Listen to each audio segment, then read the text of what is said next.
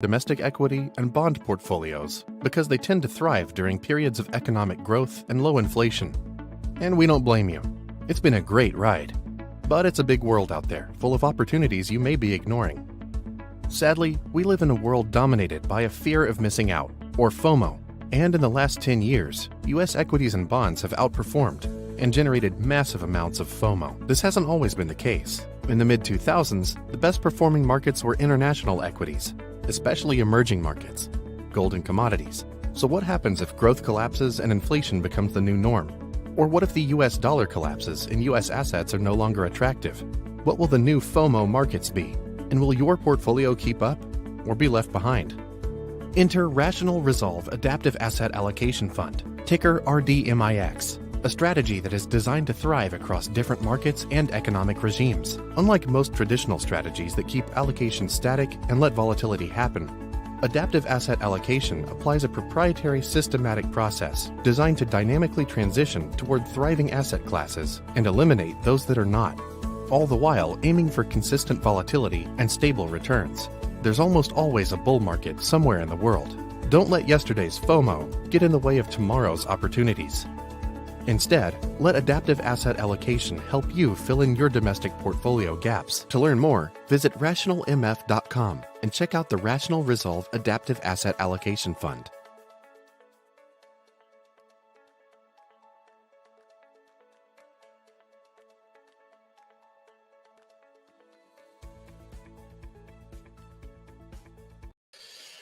All right. The bills are paid. He's back. How you doing, guys? And Mike is back. Good to dig into some of the Mike's gray matter here. Yeah, for sure. Before we start, I just want to remind everybody that this is not investment advice of any kind, and that if you're looking for investment advice, probably four dudes on a YouTube channel on a Friday afternoon. I don't know. Man, maybe rethink took some the things. fun out of it. I was going to ask Mike to do the compliance riff, actually. All about FOMO, actually. Yeah, it's all about the FOMO. The FOMO and the YOLO. All right. Yeah. So that's out Ladies of the and way. Gentlemen, Mike Green. Mike, thanks so much for I was coming trying back to on. remember. It's always a lot of fun. Yeah, when was the last time we had Mike on? It's been over a year, I think.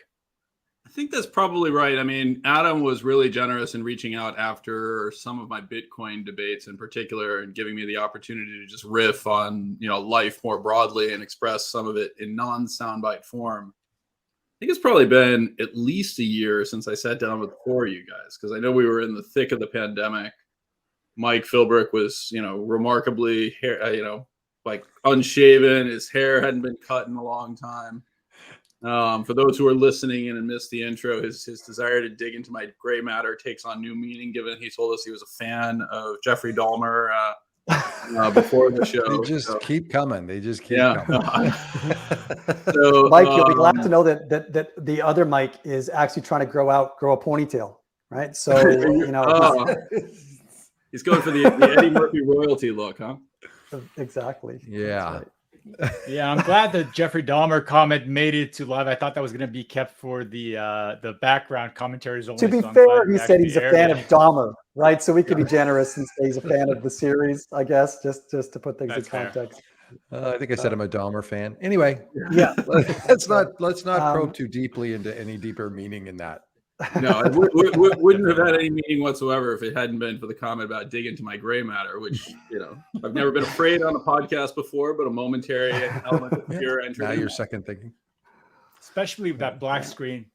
Yeah, that's right. There might be something hiding behind me. That's exactly correct. Well, black hole. Little American Psycho back there. The event horizon. Okay. Noted. if you're at Greeny's house and he brings out a plastic sheet and lays it out, just exactly. That's right. That's, me and Christian Bale. Speaking of that, I'm noticing that Resolve has the same conference room that both Adam and Richard are in, but in one it has the Resolve on the left wall and the other it has Resolve on the right wall. We're just on opposite sides of the room. Can't you tell? We're actually perfectly hiding one another behind each other's heads. I might perform some visual gymnastics. Yeah. We got to do something about that, Adam. We got to switch that up. I know. I keep thinking the same thing. And all right. So we're figuring out various ways to delay getting into interesting stuff, right? Let's get into it. Yeah. I was going to get your take, Mike, on, unless you had something you were just dying to talk about. I was going to get your take because I feel like this year has been the bizarro world version of the prior sort of 10 or 12 years. And I think that juxtaposition is an interesting place to start, right? So I thought it'd be kind of fun to maybe get your take on how you'd characterize the market and the economic environment from kind of like 2009 to call it end of 2021. If you want, you can kind of end of 2019, pre-pandemic, and maybe the pandemic era is kind of its own regime. But maybe let's take that. What did that look like? What were the drivers? What lessons did investors learn from that? And then let's juxtapose what we're currently facing on that experience. How does that sound like a good place to start? Sure, that sounds really reasonable. So, I mean, look, I agree with you that this year has felt like bizarro world in the context of what we've seen over the last decade, right? And more to the point, I think the thing that I'm most distressed by this year, like what feels most bizarro to me, is the apparent glee that people have about an interventionist Fed when it's hiking rates versus an interventionist Fed when it's cutting rates, right? And I genuinely struggle with this. I don't entirely understand why people who seem to be very much against an interventionist Fed that seems to be working without a functioning model of how money interacts in the banking system, how the banking system itself interacts with the real economy, the financial markets interact with the real economy. I struggle with how they've suddenly become so enthusiastic and have so deeply embraced this idea. Well, obviously, this is the right thing to do. Can I throw a thesis out? What's that? Can I offer a thesis? Sure, please. So, do you think that there's an increasing, and this cohort has increased over time, over the last decade, especially? But I would argue that this has been going on longer than just the last decade, but I definitely think it's accelerated, been taken to a new level. I think there's an increasing number of people who really felt left behind by the interventionist easy Fed, right? The fact that the Fed had intervened since 2009 consistently to bail out speculators, to incentivize risky behavior or bad behavior, had amped up moral hazard, and in so doing had left an increasing proportion of people out of the wealth generating functions of, and especially of the U.S. economy, and one might argue other developed economies, more so through the housing channel than through the equity and bond channel, maybe. But if there was a feeling that lower rates and rewarding risky behavior and all of those other dynamics that were that sort of went along with an interventionist Fed from the 2009 to 2021 period caused people to feel left out, maybe there's a feeling that finally we're unwinding some of those dynamics, and there's a possibility, without having to resort to the kind of nihilistic behavior that we observed, especially that sort of really ramped up in 2021 with the GameStops and the crypto and the hyper speculation in the options markets, et cetera, without having to resort to those types of nihilistic behavior. That this kind of dynamic now is equalizing the boat a little bit, right? And so let me just throw that out there and get your reaction on that as a potential source of explanation. So I definitely think that there is an element that people want to believe that, right? That there is, I might put it slightly deeper into the psyche and say that Americans as a country broadly embrace the German puritanical component of, suffering for your sins, right? So I think oddly, we tend to enjoy punishment more than we enjoy reward. We constantly feel with reward that there's going to be something coming on the other side. And I guess I would push back pretty hard against the idea of the excessive speculation having been squashed, particularly in the option space, as we're now seeing roughly Agreed. 50% of all option transactions are now happening within less than a week to expiry options, right? These are functionally, as I've described it in my Twitter feed and various other things, like this is, okay, put it on black, right?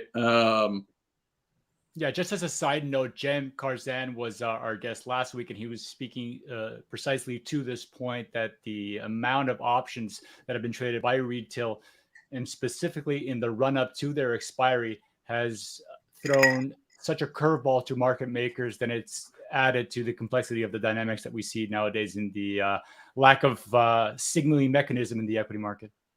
Yeah, no, I think that's exactly right. So I think you guys know this. I write a newsletter for Tier 1 Alpha that is another one of the businesses I'm involved with on this dynamic of option theory.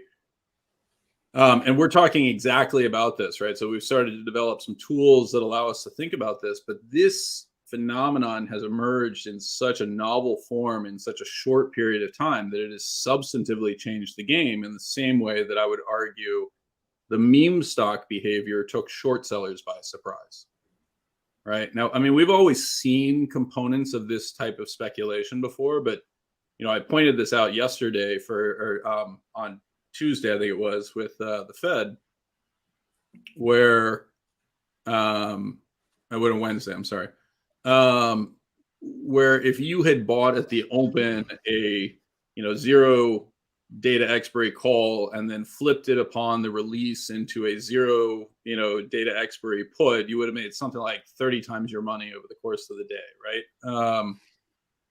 If, on the other hand, you had actually transacted in those options for a 2-day period, right, you would have lost money. So, I mean, it was just like absolute rank speculation, true path dependency, no real opportunity for a meaningful investment framework.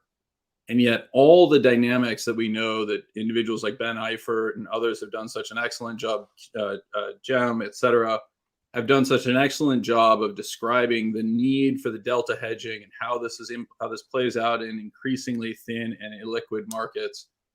All of that has now basically been short-circuited because zero data expiry options are pure gamma. I mean, they are just pure gamma. They're either, and just again, to define this, I've tried to help people think through these components. Remember what gamma is. It's the change in delta per unit of change in price, right? And so if you think about a zero data expiry option, it has one of two states, alive or dead, right? And alive, it's 1 delta, dead, it's 0 delta. And so every change that happens in that option is pure gamma, change in delta for change in price. There's very little time value component to it other than, just purely evaporating component, et cetera. So in every theoretical model we've ever had, the zero data expiry option has been a sale. Now suddenly it's there's extraordinary temptation to carry it to expiry. And we're seeing the exact same behavior, by the way, that we saw in the meme stocks and the options associated with the meme stocks, where the market makers are cranking the price of these up, right? So historically, a zero data expiry option will carry an element of implied volatility that reflects some jump to default risk. But generally, if you're transacting within 1 week of expiry, those options are going to trade at a discount to the VIX, which in turn is going to trade at a discount to longer dated. The vol surface tends to be upward sloping. Now we've got a vol surface that up into the last week basically spikes, right? So we're now carrying a significant premium in those last 5 days, in part because market makers know that they can extract it from individuals who are gambling, right? I mean, they don't actually care. They just want to try and make that 30-to-1 payout, right? Somebody made money on, again, like I walked through this, somebody transacted, somebody made money, but it was actually not 30-to-1. They made basically 2-to-1 on their money, sort of thing. It's like, guys, that's a terrible trade. If you're trading a 1-day option and you make 2x your money over the, and it's 50-50, like over the course of the year, you're going to lose all your money, right? You don't even need a year, right? I mean, I don't care what your betting frequency is or anything else. Like, that's just a bad trade. I almost will never enter into an option unless I have a reasonable expectation of payout on success of 4 to 5 to 1, precisely because it has such a long option position, precisely because it has such low payout probability in terms of its maximum expression, right? So I don't think we've actually killed the speculative component. If anything, I think we've amped up the nihilism, where people are increasingly just saying something along the lines of, I'm happy to go down as long as everybody else gets hurt too. Well, yeah, I mean, if you're feeling left out and you feel like there's no conceivable way that you can achieve the American dream through the income channel, the way that you perceive Your that prior parents did or generations were others able did, to correct, do, yeah. right? Yeah. Then, you can see how some would perceive that the gambling channel is kind of their only shot, right? Yep. And it's been enabled over the last couple of years, or amplified by orders of magnitude by the fact that, through fiscal stimulus, we've kind of fire hosed trillions of dollars directly into people's bank accounts. And so, we've got checking deposits still at near record highs, right? I think there's still $1.7 trillion in excess savings in demand deposits. Let's just be very, very clear, though. That's all sitting in the pockets of Bill Gates and Ken Griffin at this point, as compared to the median American, right? The median American is now empirically worse off than they were going into COVID. They are debt. sure from a wealth standpoint and from an pure income cash standpoint liquidity in real standpoint. terms. Yeah, no, not just in real terms. I mean, like the actual nominal cash balances for the average American household are now below where they were at the start of the pandemic, forgetting inflationary components, which are somewhere in the neighborhood cumulatively around 20% for the flexible components of CPI that adjust on your day-to-day purchases, right? So people have unequivocally been put into a worse place. The unemployment rate for those with less than a college degree is now above what it was in January 2020. So we're now actually starting to see deterioration in the employment prospects for those who are not among the relative elite in our economy. You're starting to see January 2020, we were pretty well near cycle lows in terms of unemployment rates for those typically underemployed cohorts, right? So you're referencing a pretty strong labor market data point. Yes, but right, Mm-hmm. that low was a relative high that had only begun to retreat from the extremely high levels of the 1980s and 1990s towards the tail end of that cycle. And I could show a couple of charts around those dynamics, but in just the simplest terms, the demographic component of the baby boomers that drove the elevated unemployment in the 1960s and 1970s, that need to absorb a large number of new entrants every single year, that we were incapable of addressing through the growth of the economy, particularly with the restrictions that were placed on it by the Federal Reserve, that returned in a much smaller form with the millennials, right? So we'd already been going through that. The dynamics of underemployment, the dynamics of people graduating with college degrees and significant quantities of college debt, and then being unable to find jobs in their chosen field that allowed them to pay back their college student loans, for example, that was a very real phenomenon. Somewhere around 1%, it's a little bit less than that, about 0.9% per year unemployment increase. And the persistence of the higher levels of unemployment was simply tied to the entrance of the millennials into the labor force.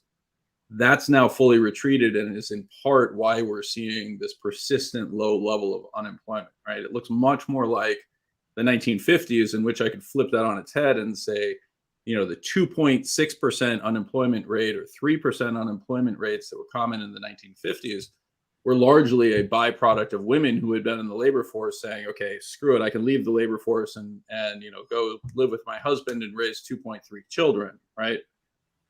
Which is why we still see record low participation rates in the economy. I guess the irony is that they know this. So Lael Brainerd pointed this out, and others have pointed this out. The demographically adjusted labor force participation rate is at its peak, right? Like if we adjust for the fact that you have lower labor force participation rate amongst those who are above the age of 55, we are absolutely at our peaks in terms of what we should expect for labor force participation rates. Yet the Fed is trying to give a veneer of fighting inequality with their current fight against inflation. They're trying to frame it in these terms. Well, that's to me, that's part of the bizarro world, right? Because if I go back to Jay Powell and his entrance, and Grant Williams, who I'm a huge fan of and a personal friend, but if you remember his original comment, I like the cut of his jib, right? This dynamic of this guy seems better than Yellen, et cetera. Man, I think he could very well go down as the worst Fed chair in history. Like, this guy. Well, you also think Volcker would be your second worst Fed, or is he your worst Fed chair in history at the moment? Volcker's still my worst, but the irony, of course, is that Jay Powell is now trying to be what he thinks Volcker was, right? Which, man, if you want a prescription for Mike Green thinking you're a terrible Fed chair, pick the guy I think is the worst, and then try to do it without the underlying conditions being the same. Congratulations. Like, you're actually setting up a real disaster here. Yeah. Okay, well, I wasn't going to go here, but go ahead, Richard. No, you were on the thread. No, I just wanted to kind of follow up, because when Mike was last year on Riffs, he talked about sort of his take on the 1970s inflation, which was not what the conventional wisdom suggested. That was the oil shocks. He went down the demographic route, and he explained that. And nowadays we hear this Milton Friedman truism that inflation is always and nowhere and always and everywhere a monetary phenomenon, which is true, but it doesn't really explain what the inflation is actually caused by. So supply chain disruptions is the most beaten to death term these days. We obviously know that the fiscal outlays played a big role here. What are your thoughts? Do you have any sort of controversial takes on the current causes of inflation that are outside of the mainstream narrative, that the interplay between these two dynamics? Well, so as you said, supply chain disruption is the most overused narrative, and I just want to push back for a second on the description of the 1970s. The oil shocks were a critical component of it, but what they did was they restricted supply. Right. So roughly a third of U.S. industrial production at the time relied on oil as its source of energy. As oil prices skyrocketed and as oil availability retreated, the use of things like diesel generators, et cetera, became uneconomic, and factories were unable to expand production under a cost umbrella that would allow them to be, under a price umbrella that would allow them to be profitable. Right. If you just think about it in, easily accessible commodity terms, the cost curve shifted significantly. Those that used diesel as their underlying component in terms of an input were shifted out in the same way we're seeing for Germany right now with natural gas as an input, right? So that component played a critical role, but the real issue in the 1960s and 1970s was this extraordinary growth in the population and the labor force that required a continual expansion of the capital investment in order to keep the capital labor ratio somewhat constant or growing, which facilitates productivity. And the way that we dealt with that in response to the Fed hiking interest rates was basically by importing all those goods and services, right? So the auto manufacturers in Detroit were unable to expand to meet the needs of the baby boomers. Remember, this is the 1970s, auto sales hit record levels.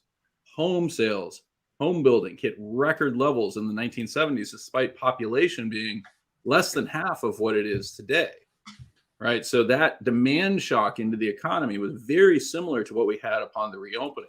Now, I think we have better models of what's happened this time around in World War I and the reopenings after World War I and the reopenings after World War II, in which we saw almost identical inflation dynamics as we reopened the consumption economy, right? The consumer economy.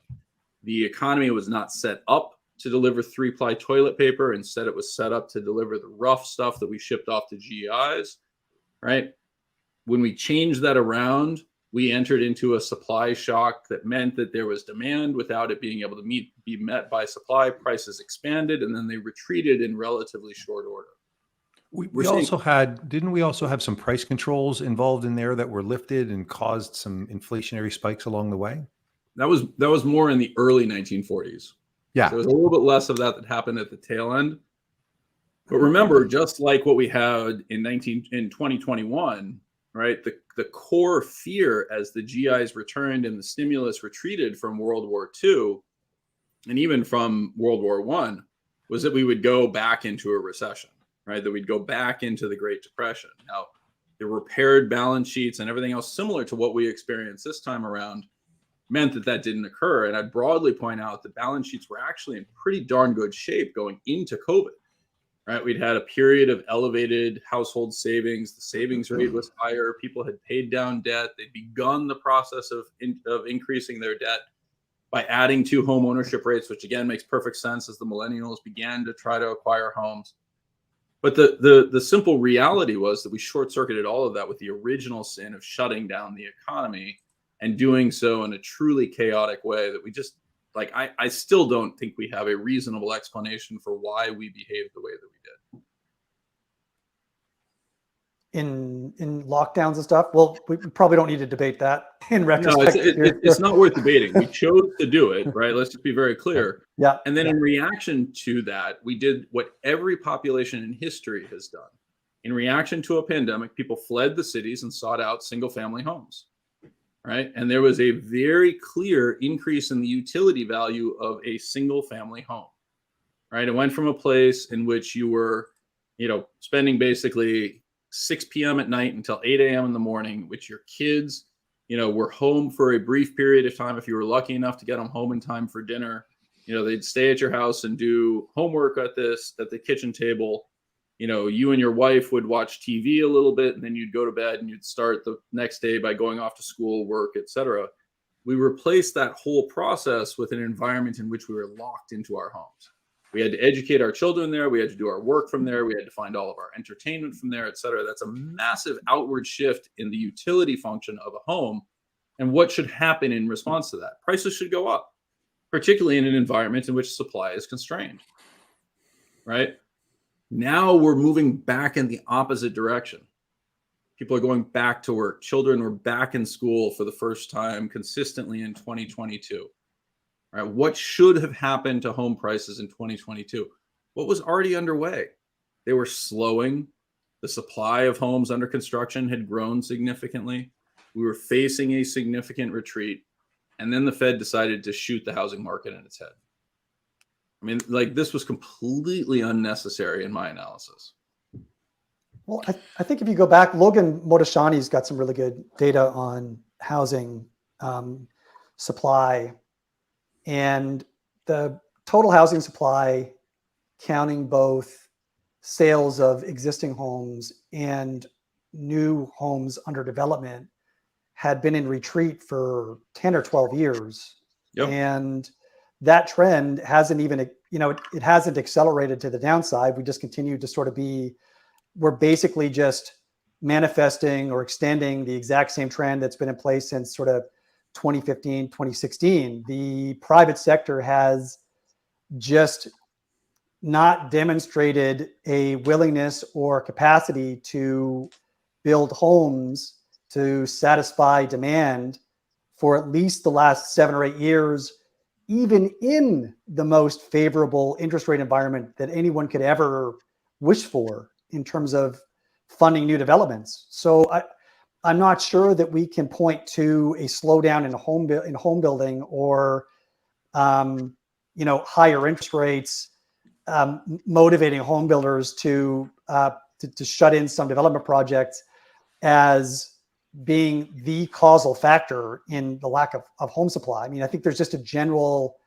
failure of the private sector to deliver a sufficient number of homes to individuals, especially in places where people want to form new families. So near urban centers that have the prospect of work that people want to pursue, right? So I find it hard to we haven't even seen a material rollover, and we've certainly seen a rollover in turnover of homes. We've seen a slowdown in home building, but as far as I can see, home prices are still. What we've seen so far is a slowdown in housing starts, but houses under construction are still at their peak because of the relatively slow process of building a home and the delays associated with supply chain disruptions that meant that toilets from Japan didn't make it to the United States, for example, right? But that's okay. But if we see that with lumber prices, then I mean, clearly there was a supply problem like a year and a half ago. But there's, the basic building blocks for building new homes. I think it's hard to argue that there were major supply chain disruptions for the last the last 18 months or so, right? 18 months I would push back on. Last 6 months, I would definitely agree with you. 18 months ago, like it's easy to forget how long ago 18 months is, right? So, we're October or November, I guess, actually, 18 months ago, basically it's February of 2021. You were very much in the thick of housing going absolutely bananas. And I believe that at that point we had, near the highest number, because I remember writing about this at the time, we had near the highest number of homes under construction in basically the past 20 years. We actually were beginning to pass the levels of 2006 in terms of housing starts and the combined component of housing starts and slower development. I would also, I just think it's really important, like we talk about a failure of the private sector. And I had a Twitter thread that I put out on this where I highlighted this dynamic, right? The idea was that homes are really, really expensive. What we actually did was we made it, particularly in the aftermath of the global financial crisis, we made it really hard to get homes permitted and built. And as a result, the average size of a home rose much more rapidly than it did even in the 2005, 2006 time period, right? And so if you adjust on a per square foot basis, you don't really see a meaningful increase in home prices until the very teeth of the home price increase associated with the pandemic, that outward shift in the utility value.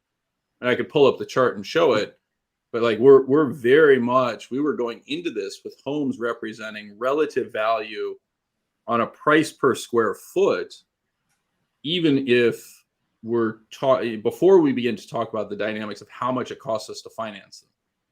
The price per square foot thing seems like something that we could discuss further. But let me drag it back up to kind of where I started, right? Because you're sort of taking issue. You're saying we've got a hyper Volckerized Fed under conditions that are actually much more challenging than Volcker faced at the time, and therefore the consequences of this misguided approach are much larger now, which I think I'm fair in summarizing your perspective with that statement. Well, when you say it's much more difficult, I mean, under Volcker, at least you could make the argument that inflation expectations were deeply entrenched, right? Again, I disagree with Volcker's approach. I think the evidence is actually very clear that the methodology meant that he made inflation worse rather than actually fixing inflation. If I looked elsewhere around the world, the demographic impacts meant that the inflation on a global basis peaked in 1979 as compared to 1981 as it did in the United States. Let me just, because I was going somewhere with that, and this was that was sort of parenthetical. I just wanted to sort of set the stage. But like, would you say that the period from 2009 to 2020 or to 2021 that we had healthy policies in place? Oh God, I mean, when you define healthy policies, I just want to be really clear. Like, no, that's why I'm asking you to define them. Yeah. So I think that we engaged in some necessary emergency policies, given our mistake of shutting the economy down in the early parts and through 2020. As we moved into the 2021 time period, it is very clear that we overstimulated the economy. No, but I mean, what about from 2000 to 2020 as well, Mike? Right? Like, were the policies during that period healthy? I mean, and maybe not 2009, because now we've got the GFC in there, and I think we could all agree that extraordinary intervention was necessary at that point, right? But let's sort of say 2011, 2012 on. From 2011, 2012 on, was this a healthy policy environment? I don't think it was as unhealthy as everybody thinks. I do think that we were too quick to respond. I do think that we were too quick to decide to bail out the systems, respond with interest rate policy or balance sheet expansions in QE2, 3, et cetera. And I think more importantly that we misused the opportunity, right? So, what I've been on record is saying very clearly is MMT is correct in that it is descriptive of the system, but it is not at all prescriptive, meaning telling you what to do with the money that you can print. broadly wasted the opportunity to make the investments to improve our society so that we'd be better positioned coming out of this.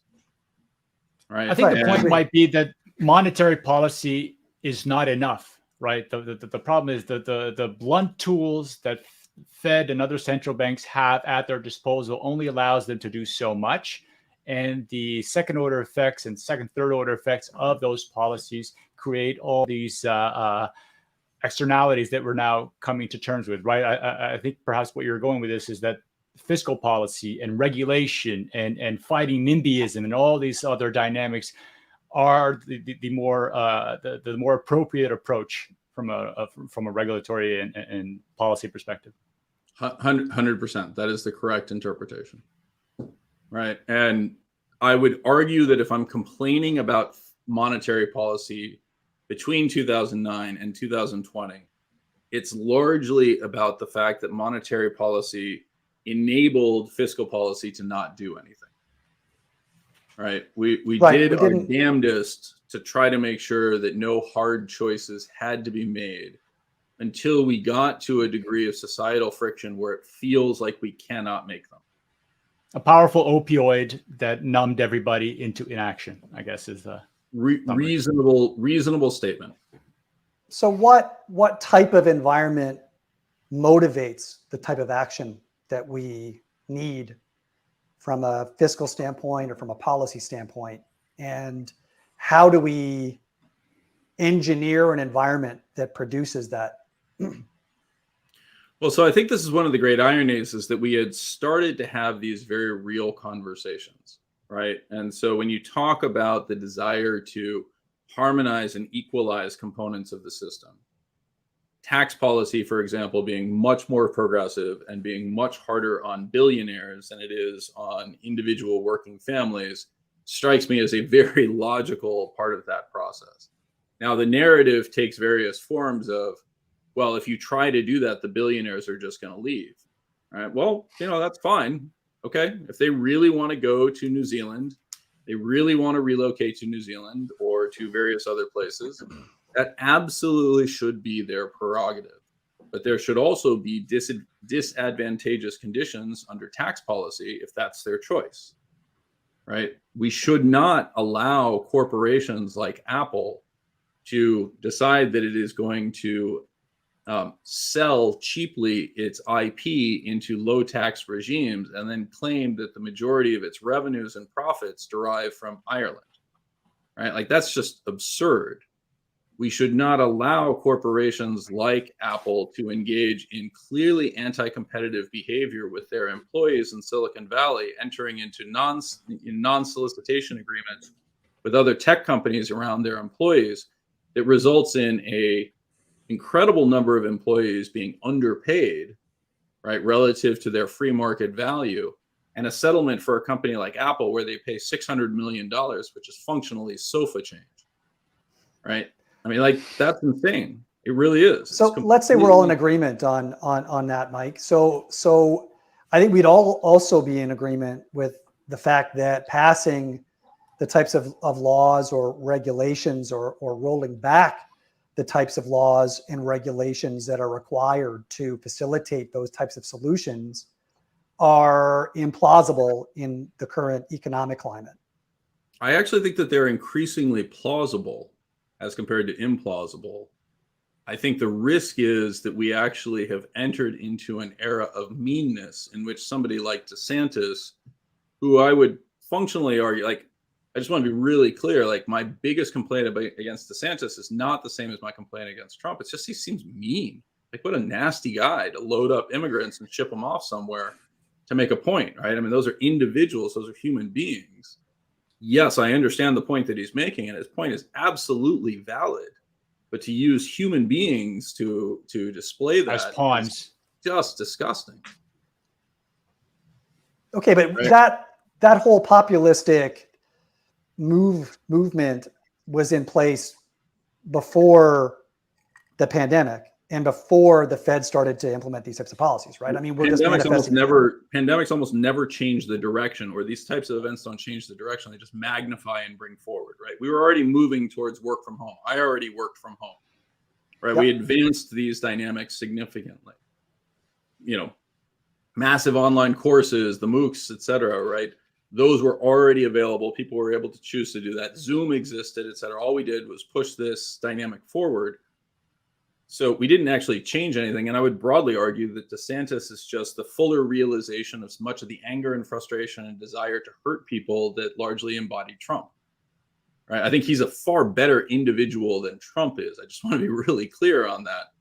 But I'm not sure that the full expression of that anger and frustration and that sense of how we're going to make people pay, or I'm going to show you, that's just not it's not a helpful component in terms of drawing people back into discussion with each other. Agree. So then how are you getting to the conclusion that we're moving toward a more constructive political climate where we're going to be able to move some of those policies forward? Because I would actually broadly realize that I'm increasingly hearing that from both sides, right? People are increasingly saying, I think AOC is ridiculous, and I think Trump/DeSantis's behavior is ridiculous. I don't have an empirical point that I can point to and say, no, that's fair. Here's the clear component, but the sentiment feels like it's shifting back towards a recognition that somebody at some point needs to say, hey, wait a second. We all love our children. We all want to make sure that the best happens for them, right? How do we actually engage in a constructive conversation so that we make that happen? It feels Even like if we're it starting to open ourselves up for that.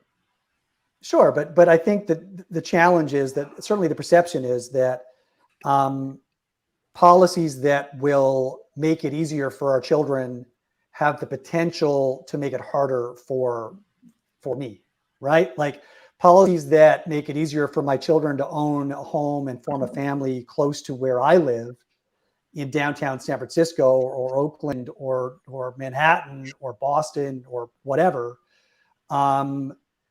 mean that, maybe I will lose some rights or, I'll have to relinquish some of my NIMBYist perspectives. I may have to live with lower home prices or give back some of the lottery gains that I've had on my own home. There's at least a perception of a bit of a zero-sum dynamic at play, right? If the boomers, let's just say the boomers, I don't want to, but let's say homeowners have won the lottery over the last 20, 30 years, right? If you owned a home and that's just accelerated over the last 2 or 3, but also over the last 5, et cetera. So if, we can largely divide the population into those who've owned a home prior to kind of 2020 or, 2015, and those who don't and are looking to form households and start families near attractive urban centers. And so how do we reconcile that type of dynamic in a non-zero sum type of way? So I think actually, again, I would suggest that increasingly we're moving away from that. So homeowners in San Francisco, while recognizing that the theoretical price appreciation of their home is very high and would likely retreat somewhat in the event of additional construction, are increasingly saying, hey, wait a second, unless we attract young, vibrant families into San Francisco's going to be overrun by homeless people. All right, nobody wants to live in San Francisco, especially the people who live there. Just ask Paul Pelosi, right? Like nobody actually wants to live there anymore. Except those who own multi-million-dollar homes in Greater San Francisco, and I mean, obviously, I'm gonna push back on that. I actually increasingly would argue that those who are in those cities recognize that what they've established, unless they truly turn them into gated cities, right, and gated communities, they're facing increasingly third world conditions that mean that they can no longer enjoy the properties that they own. Okay, well, let's take that forward then. Let's assume that's true. So what type of policies might come to fruition then as people begin, and not just in San Francisco, but in general, No, we can generalize this I think away you're from absolutely housing. right. But what's it? Yeah. Right. So you're already seeing this. This is part of the point that I would make, right? The recall of Chesa Boudin and replacement by a relative conservative in Jenkins. You're seeing this in Los Angeles, where they're doing the same thing. Even Portland is talking about going Republican, for God's sakes, right? Now, does Republican necessarily mean good? Absolutely not, because we've got crazy policies on both sides. I was, just spending time complaining about the meanness associated with DeSantis, right? And the broad recognition that this just cannot stand. We cannot actually have this type of behavior and expect to maintain coherence in our society, right? So I'm curious, Mike, if do you really see a possibility with the current two-party system where the primaries are often decided by the most extreme of the party candidates because they're catering to the base? You're not seeing perhaps what the stereotype argument now is, that it's becoming more polarized. You're actually seeing something of a move to the middle from both sides. I do think you're starting to see that. I genuinely do. And I could be wrong on that. I hope I'm right, but I could be wrong. Like, I just can't emphasize that enough, right? And I would broadly say that increasingly everyone within both parties is recognizing that much of the behavior was performative, right? Support for Trump and the dynamics of Trumpism and, the enjoyment of DeSantis's behavior, et cetera, feels like it's retreating. Feels like people are saying, you know what, that was probably a little bit too much. Right. Let me follow up with the Economist is doing an interesting coverage of the upcoming midterms and talking about how elected officials in the states, particularly in red states, the more moderate Republicans are being replaced with the Trump candidates, and particularly the officials that would be validating elections are coming in with the narrative of the stolen election of 2020. And so the concern is that 2024, we're coming into a even larger crisis because of the potential for an actual stealing of an election now to the other side. Have you been following these events at all? How does that square with your take? So I would broadly argue, again, that we tend to focus on the last war, right? So effectively, I would argue we're trying to construct a Maginot Line against something that I would argue is not going to actually be particularly an effective approach. I can't guarantee that, because again, this is a relatively hopeful observation in a morass of really bad policy-making choices. And it's one of the reasons that I'm so frightened of the behavior of the Federal Reserve, because the clearly conventional wisdom is, well, we're going to have a recession, but it's going to be really mild. Right. Man, I struggle. That frightens me more than anything else, because recessions are inherently chaotic activities. Right, things get restructured in ways that we can't predict. It could be the case, right? I can certainly see how that happens. I can also see how we enter into an environment in which there's an extraordinary degree of hysteresis, and the human capital skills that people have developed are replaced by a significant diminution of that. Right. I mean, we're going into a recession with unemployment programs woefully unprepared, state finances woefully unprepared, household balance sheets in an extraordinary, for the majority of U.S. households, in an extraordinarily weak framework. We're looking at things like credit card debt that is non-dischargeable. We're looking at a high probability that the Biden administration's attempt to eliminate student loan debt fails, and suddenly people who thought that they had dropped $20,000 worth of debt find that not only do they have that $20,000 worth of debt, but it's now non-dischargeable. And interests are higher immediately, right? It's reset higher because of accumulated it. Think about the potential that we're looking at here, and everyone's saying, boy, if we just have a recession, then that's really going to hurt Ken Griffin. I guarantee you that Ken Griffin could care less. He's going to be fine. He's Well, Ken not Griffin is an only interesting fine- example, right? It's clearly hurting the oligarchs that are the primary shareholders of the FANGs, for example, right? Like you're hurting Wait a second. When you say it's clearly hurting, right? I mean, while Jack Dorsey may look like a homeless man, I have not yet seen him on a street corner collecting quarters. Agreed. Impairing, not devastating, but it's definitely we're balancing some of those things. I guess my point is like, is your recommendation that we should continue with the same types of looser monetary policy that we embraced from, and again, notwithstanding 2009, but from the sort of 2012 to 2021 period, in the face of continued gridlock at the state political level and the national political level that is unlikely to unleash the types of other policies that we need to see in order to move in a more productive direction for the majority of Americans.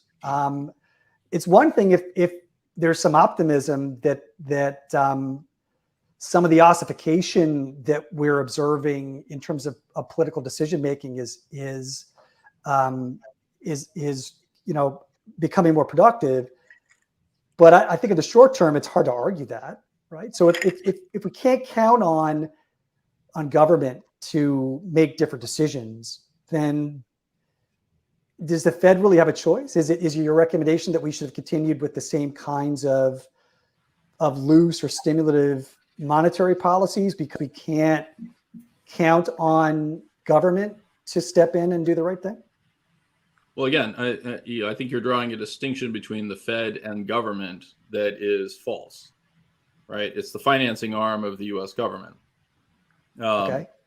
So to treat it as a separate political entity, I think, is a false distinction. What you're really saying is, should the Fed, an unelected body, sit by and pass judgment on the terrible policies that we have allowed to persist in our political system? And I don't see how they possibly have that authority. But they did that from 2012 to 2021. Again, just in the opposite direction. I'm not defending those choices, but two wrongs do not make a right. Had the Fed decided at any point we actually saw this behavior, right? We saw what happened when the Fed repeatedly tried to hike interest rates and then backed off because they were incapable of seeing the system through, right? The persistence and the reliance on the dynamic of the Fed responding under any conditions got worse and worse and worse and worse, right? So the easiest thing for the Fed to do is to say, you know what, first thing we're going to do is cause no harm. We're going to adopt effectively the Hippocratic Oath that says we're not going to actually try to change economic outcomes ourselves. But right? No action from zero rates is an action. What's up? No action, or just maintaining the status quo with extreme policy is an action. Again, the dynamics of the extreme policy that were put in place in the pandemic, they absolutely should have withdrawn components of that. There was no reason to be providing significant support to the housing market once it was clear that the pandemic emergency was in place. But remember what the Fed actually did, right? The Fed lowered interest rates by roughly 75 basis points, right, on mortgages, which, while material, remember that if you're in a fixed rate 30-year mortgage, you're still paying back the principal. So all you're doing is reducing the interest component of it. Give or take on a $300,000 home, it takes your payment from roughly $2,700 a month to somewhere in the neighborhood of $2,400 a month. Yes, that's an improvement, but no, that is not driving a 30% increase in home prices, right? The second thing that the Fed does is that when the Fed lowers those interest rates, it facilitates a refinancing and a liquefaction of savings from those who are already locked into paying $2,700 a month, allowing them to obtain an additional $300 a month in income.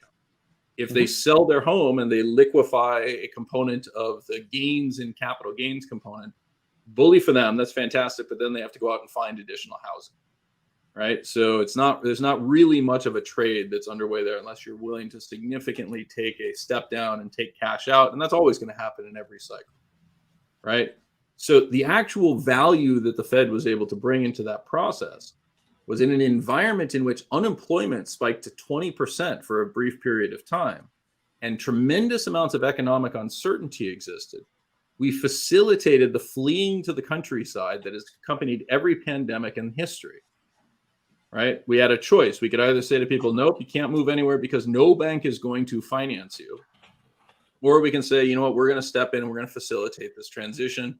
If you really want to get out, if you really want to have a place to educate your children, if you really want to have a place to work from home, we're going to actually make that possible for you. And you actually see this in the purchase data, which had a very minor step up, in part because, as Logan and others point out, there was simply a lack of available inventory. That does show up in higher prices. People made bad choices around that, and there would have been a natural retreat from it, right? But to engage in a substantive and intentional punitive behavior in which you're then turning around and saying, okay, we're going to trap these people in their homes and their mortgages for an extended period of time and reduce the capacity of the economy to restructure itself by hiking interest rates, right? And reducing that capacity for a fundamental restructuring strikes me as absurd policy in an environment in which you're trying to accomplish everything that you're saying. Okay, it sounds like we're not going to resolve this in particular at the moment. Let me flip it on its head. Yeah, let's flip it. Sure. Like, what should the Fed have done from your standpoint? Yes, this is what. Yeah, I want. That's perfect. Well, I think in the context of a government that is unable to make decisions and pass meaningful laws, I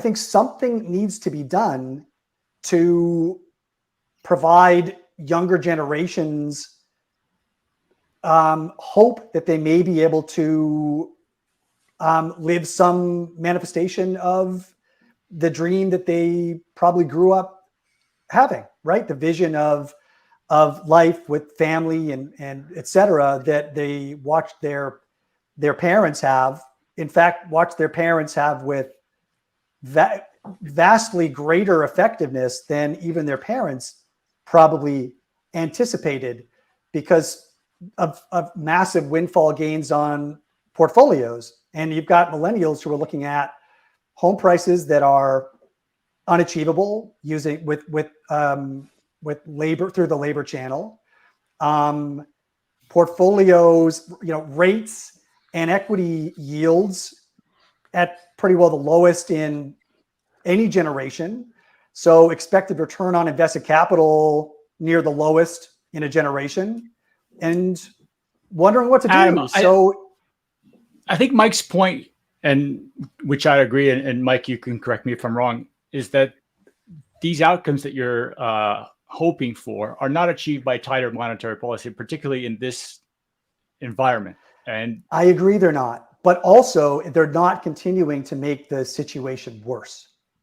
Right, which is what. But the issue is that the Fed is perhaps not the avenue through which some of these policies should be enacted. Mike, I wonder if you might talk a little bit about which these issues came about.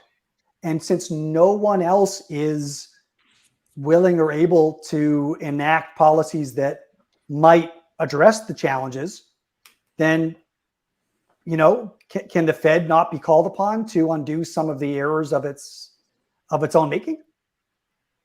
Yeah, but I wanted specifically to hear from Mike with regards to the current inflationary issue.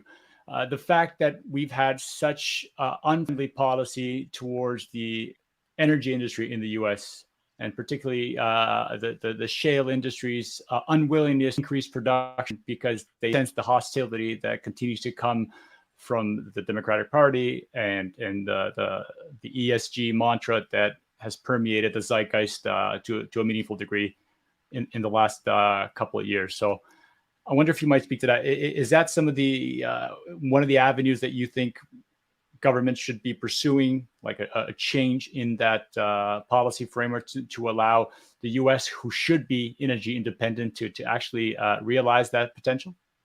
Well, first, let's be really clear. The U.S. is by and large energy independent on a net basis, right? We actually are energy independent. So,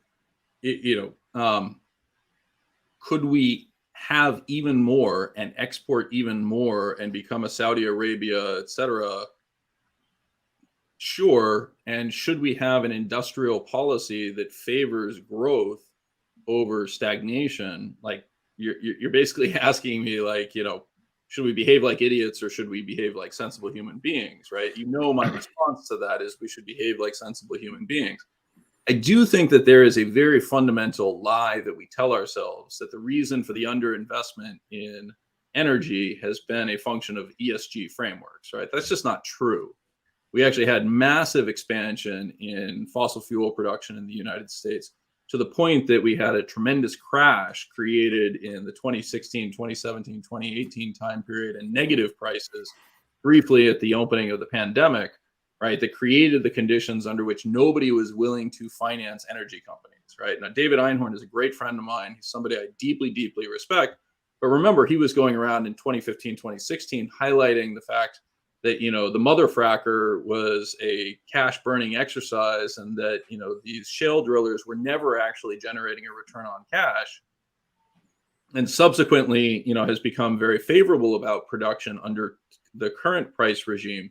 But like, we did that ourselves, right? We generated terrible returns on invested capital, to which investors understandably reacted by saying, I don't want to put any more money into this space, right? Like, that was kind of the pre-ESG era, though, right? I mean, like 2015, 2016, the ESG 2015, 2016, like that's 6 years ago. Was the beginning. That was the beginning. We were just starting, right? But it's not like we were seeing massive divestment of energy companies by major sovereign wealth funds and major endowments in 2015, 2016. And the narrative wasn't as we were in entrenched as it is 2018, now. 2019. Again, in the 2018, 2019 time period, what were oil prices? Right, we got oil prices up into the mid 70s at the fourth quarter of 2018, and by the end of the fourth quarter of 2018, they'd crashed into the 40s. Right, like, yep. Was that a function of ESG? No, it wasn't a function of ESG. Right, it was a function of overproduction and terrible financing choices. Right, so like, we have to be honest with ourselves if we're actually going to get this stuff done. Like, do I think ESG is garbage? Yes, I think ESG is by and large is garbage. Right. I actually think the great irony about ESG is that it reinforces many of the components that I highlight with passive investing, that it's completely absurd to think that these are passive entities that are not influencing market behavior. Right. I mean, the wonderful thing that Larry Fink has actually done is he's exposed his market power.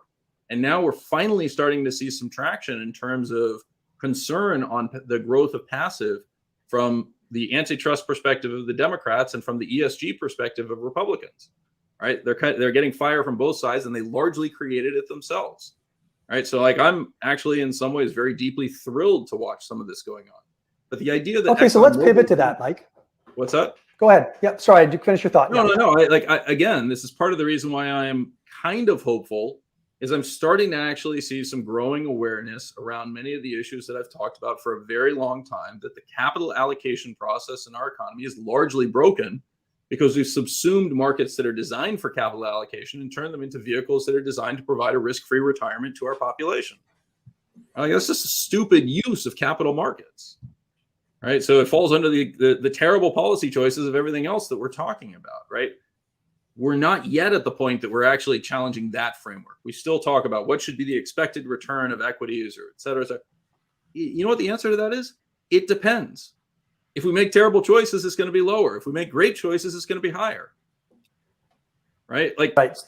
Congratulations. Good choices get rewarded. Like, Mike Green, brilliant podcast. Here we go. I'm the smartest man alive. I just told you, make good choices, things turn out better. Right? That's the sum total of the advice I can offer for you.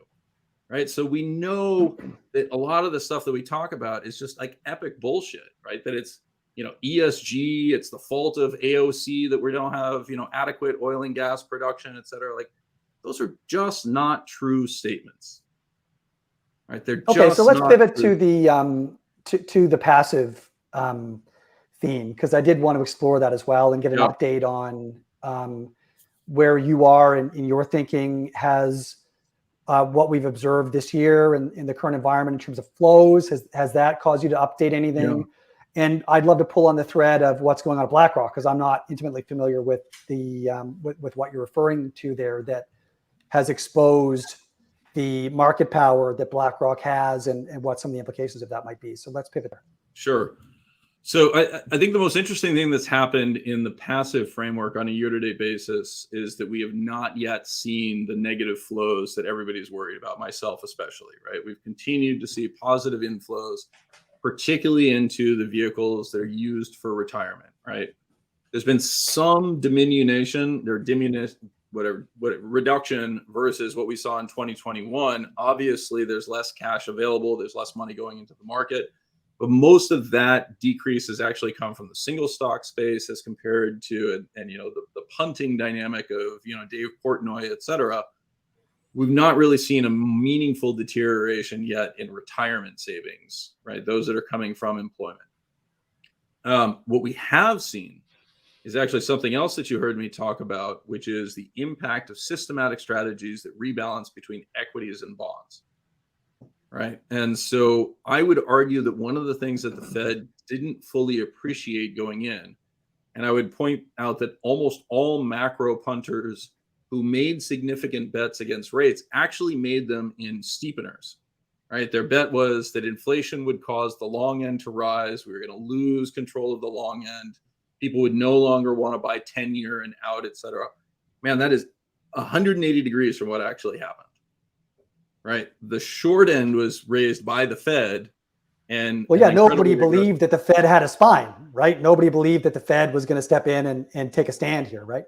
Right. And through the miracle of duration exposure, you end up winning in a steepener if you've placed a similar nominal bet, right? Notional bet in terms of the long end versus the short end, because the sell-off ultimately pays off in a meaningful way. If we go back a year ago, most macro funds had not yet seen that sell-off to the point that they were in the money on their long end bet. They were losing money on the steepener.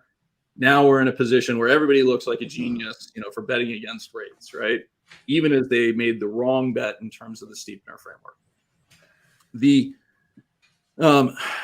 The second component that I guess that I would highlight about that people tended to underappreciate was that the structure of bond indices created an extraordinary duration extension, right? So if you think about what happens when you cut interest rates, which bonds go up most? Long duration, low coupon bonds. They have the highest sensitivity to interest rates. So I have a high coupon, right? I'm receiving more of my cash flows up front versus more of my cash flows at the back. I have less sensitivity. So as the Fed lowered interest rates, the bonds that were most responsive to this were things like the Austrian century bond, right? 100-year bond that goes to 240, right? Well, at 240, it becomes 2.5 times the weight in the index. Incremental flows into bond funds mean that you buy more and more and more of that. You extend the duration of the index, creating extraordinary interest rate sensitivity. And that's what we saw in government bond funds. It's what we saw in high yield. High yield went in with a duration closer to 8 versus its historical 4.5, right? Investment grade went in with a duration that I want to say was probably close to 11, right? As compared to a historical somewhere in the 6 or 7, right? So we had this extraordinary duration extension, and the Fed starts hiking interest rates. We get hammered in bonds. If I have a systematic allocation strategy that's supposed to be 60-40 bonds, and I get hammered in my bond portion, what do I have to do with my equities? Sell. Right? I have to sell equities, buy bonds. Sell equities, buy bonds. The Fed keeps hiking. What we've actually seen is global market cap of bonds has fallen off at almost exactly the same pace as global market cap of equities. Right? This is totally unprecedented, but again, makes perfect sense in the context of systematic strategies that automatically are continuously rebalancing. One of the best charts people can pull up for 2022 is the ratio between the total return of Vanguard's total market index. You can proxy this with the VTI ETF versus their total bond market index, right? BND is the ticker there. It's unchanged. It's functionally unchanged for the year. It looks exactly like it was just rebalanced over and over and over again over the course of this year, right? I think this is one of the really key takeaways that people should have on a year-to-date basis. This has not been about recession. This is not about deteriorating earnings. This is not about Apple's iPhone sales didn't actually meet expectations or sold off significantly. None of that happened. S&P earnings are at a peak. They may begin to fall, right? But they have not yet begun to fall. Russell 2000 earnings are barely off at all. They peaked roughly in July, right? But that's the cyclical aspect of our stock market. We have almost no evidence whatsoever of recessionary pricing in those indices. Yeah, Bridgewater's got out with a really good chart showing that if you just hold the discount rate constant with where we were at the beginning of the year, that actually equity valuations are higher than they were in December 2021. Right. And again, I would just highlight that I don't think that's actually how it works. I don't think anybody actually does when was the last time an analyst actually sat down with you and was like, okay, well, let's increase the cost of equity for Microsoft and run our DCF under unchanged cash flow assumptions at higher levels of interest rate, and therefore we should be selling Microsoft, right? And that's not the discussion that's going on. I've yet to hear anyone actually say that, other than maybe Aswath Damodaran at NYU, right? And he would say the exact same thing. We've actually seen no meaningful expansion of the cost of equity in terms of a spread over bonds, right? So what we're actually doing in many ways is we're accommodating a systematic rebalancing of equities and bonds by selling equities to accommodate much lower prices in bonds, reallocating it into bonds. Very similar to the experience that I went in 2000 as a value manager, where suddenly people who had not had religion about rebalancing their exposure between small cap value and the NASDAQ suddenly became religious about it. Okay, well, every quarter we need to rebalance because we don't want to be caught in the wrong position, right? So as an outperforming small cap value manager, I was facing constant redemptions so that people could turn around and buy the NASDAQ and lose even more money, right? And by and large, that's what we've seen. Okay, so tie a bow on that. So if I'm reading you correctly, I think you're saying that the losses in equities are primarily, or at least partially, a rebalancing effect and don't really reflect changes in discount rates. So it's not really a fundamental effect. It's more of a flows effect. I think that's right. And again, that would be the key takeaway that I would offer around this type of dynamic. But the discount rate effect is still there, even if that's not the reason why people are selling. It is reflective. What I think is interesting is that no one has really priced in an earnings recession into equities. And what are your thoughts there? We haven't had an earnings recession. Let's be really clear, right? We have not had the expectation of one. Yeah, there's no evidence of that. There's no evidence that we are yet doing that. And in fact, if I look across my universe of high yield sensitive equities, right, those that need to refinance over the next 2 to 3 years, if interest rates stay at these levels, like they're just all bankrupt, right? They can't service their debt at these levels, right? There was an incorrect chart that was put up by Liz Ann Saunders saying, the number of zombie companies is falling, defined as a 3-year average of EBIT to interest rate. Well, that's a trailing number, right? If I use a forward number to reflect the current level of interest rate, I run a basket of about 100 names in the Russell 1000 that I treat as a junk basket. Every single one of those companies is incapable of servicing debt at current levels. They just can't do it. Okay, the high yield index is refinancing from 4% to 12%. Can't be done. And that's actually, the Minsky framework is really important here. And it's one of the reasons why I would push so hard against what the Fed is doing, right? So people forget what the Minsky framework actually is. The Minsky framework is that you have companies that are capable of operating at a level of interest rate and companies that are incapable of operating at a level of interest rate. You can influence that through interest rates, right? So what we've lived through is a model where you cut interest rates, and households that had taken out a mortgage at 5% are able to refinance at 3.5%, increasing their liquidity, raising their monthly take-home pay so that they can pay off other stuff, right? Same thing is true for corporations. I refinance from 5% to 3.5%. I now have additional money that I can use to theoretically pay down debt, make investments, pay my employees, et cetera, continue as an ongoing concern, right? But if I flip that around and I go from 3.5 to 5, right, the initial impact is functionally zero. right? Unless you happen to be trapped in an immediately adjustable rate mortgage or an immediately adjustable rate debt issuance, it has no meaningful impact on your cash flow characteristics until you need to refinance. And then you face that same deterioration. And so there's a window of opportunity that I would argue that we exist in right now, where the hedged companies, the companies that are actually capable of servicing their debt, are not yet incapable of servicing it. But if we persist down this path, we're going to face an extraordinary restructuring of the American capital stack, both in terms of households and because people that lose their jobs and ultimately have to sell their homes into this environment are going to face catastrophic circumstances, right? And those companies that need to refinance, you're seeing this with Carnival Cruise Lines and others, they're slowly converting their capital stack. But if you convert that entire capital stack by staying here for an extended period of time, those companies are just gone, right? They're just gone.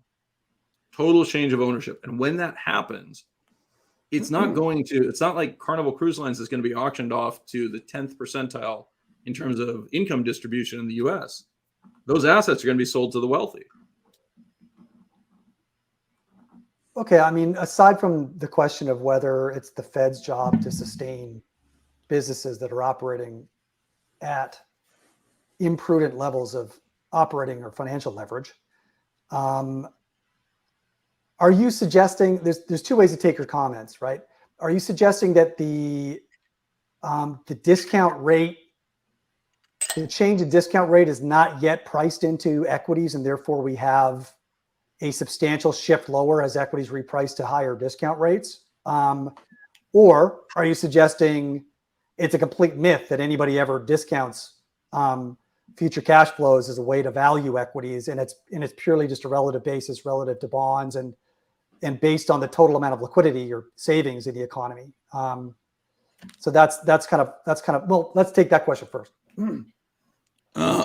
So first, I would never say that it's a total myth of anything, right? So everything that it is absolutely true that somebody in Seth Klarman's shop is probably running a discounted cash flow analysis and saying, at these levels of interest rates, here's the opportunity that's created, or here's a likely catalyst. And by the way, I'm engaged in those conversations as well. I'm working with individuals who are starting to prepare to take advantage of a serious distress cycle that could potentially liberate significant quantities of capital, similar to what happened with the savings and loan crisis. Right now, the irony, of course, is that those that will be most adversely affected by that type of dynamic are those who are trapped in systematic strategies like a Vanguard total bond fund that has to sell on a ratings downgrade. No discussion like, what are the recoveries? Is this the, is this the keystone collateral? Is this the part of the capital stack that you want to be in? If it receives a rating downgrade, it is no longer eligible for inclusion in an IG graded fund, right? Get it out of here, whatever price, right? That's an incredible opportunity akin to the Resolution Trust Corp dumping valuable properties in the aftermath of the S&L, right? So things like that will present themselves. When you talk about the adjustment dynamics, I'll share my screen for 1 second. This was actually shared with me from an incredibly smart trader. Let me see if I can hit present, right?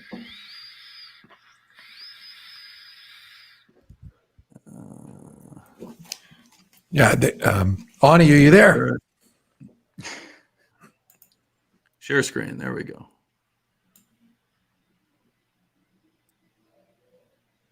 Okay.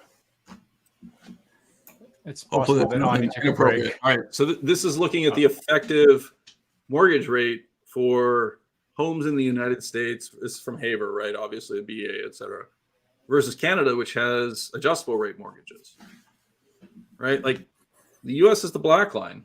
We have yet to see any meaningful increase, right? Canada, on the other hand, man, that's going to be an interesting Christmas up north.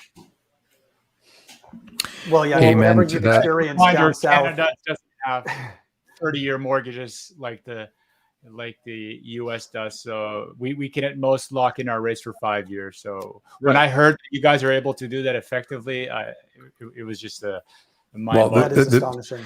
The shocker too is that obviously the Canadians who are over levered in real estate piled into the variable rate in order to capture the lowest possible payment rate. in a big way. They So learned all the wrong lessons, and they're going to, many of them are going to learn the right lessons over the next 5 or 10 years. Well, wait a second. What is the right lesson?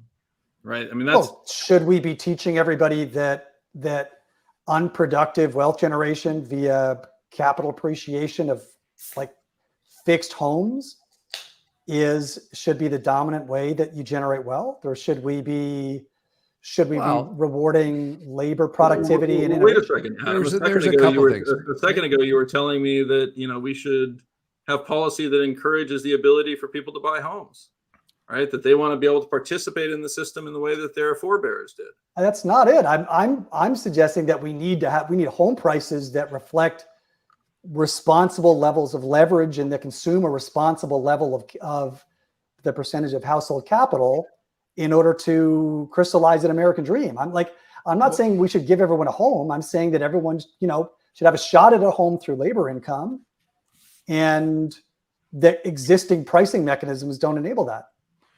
Well, so Adam, when your great grandparents came to Canada, did they move into downtown Toronto, which was filled with skyscrapers and pricey condos with gyms, or did they scrape an existence out of a hut that was barely insulated against the Canadian winters? You know the answer to that. The latter, of course. Yeah, B tier city, often industrial, often workforce into a labor-like society. City. They were farmers.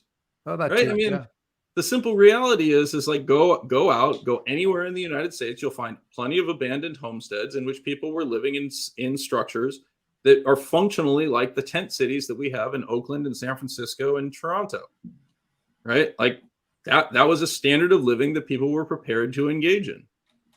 I do not think that pumpkin flavored latte mochachinos were available then, and were a reasonable distance away from those encampments.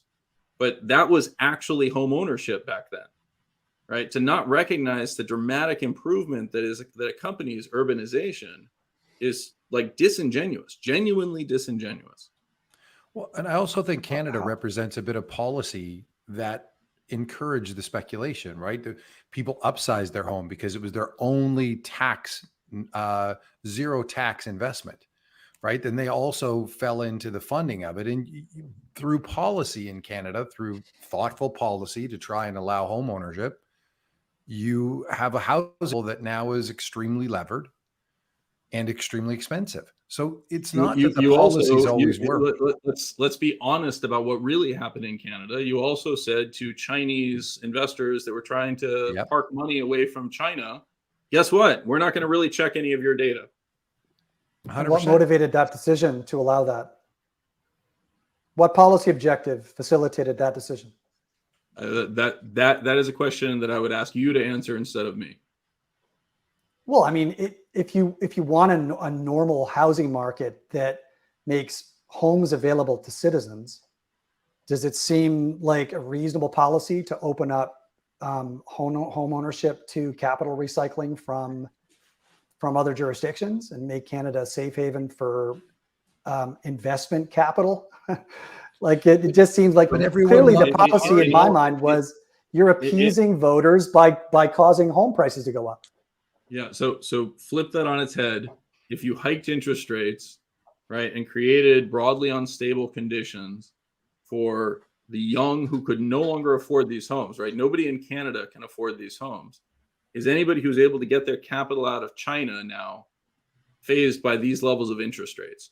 No, they're actually like, wow, this is fantastic. Thank you. I'm just going to pay cash. There are policies also that have been in place now for the last 5 years, and they continue to ramp them up, that penalize capital movement into Canada for the purchase of home ownership, right? There's all kinds of tax disincentives, et cetera. They keep ramping those up. But they're doing it at a prudent rate so as to not shock the market, right? They're shocking the market already with rates. That's an astonishing thing that you just said. They're doing it at a prudent rate in order not to shock the market.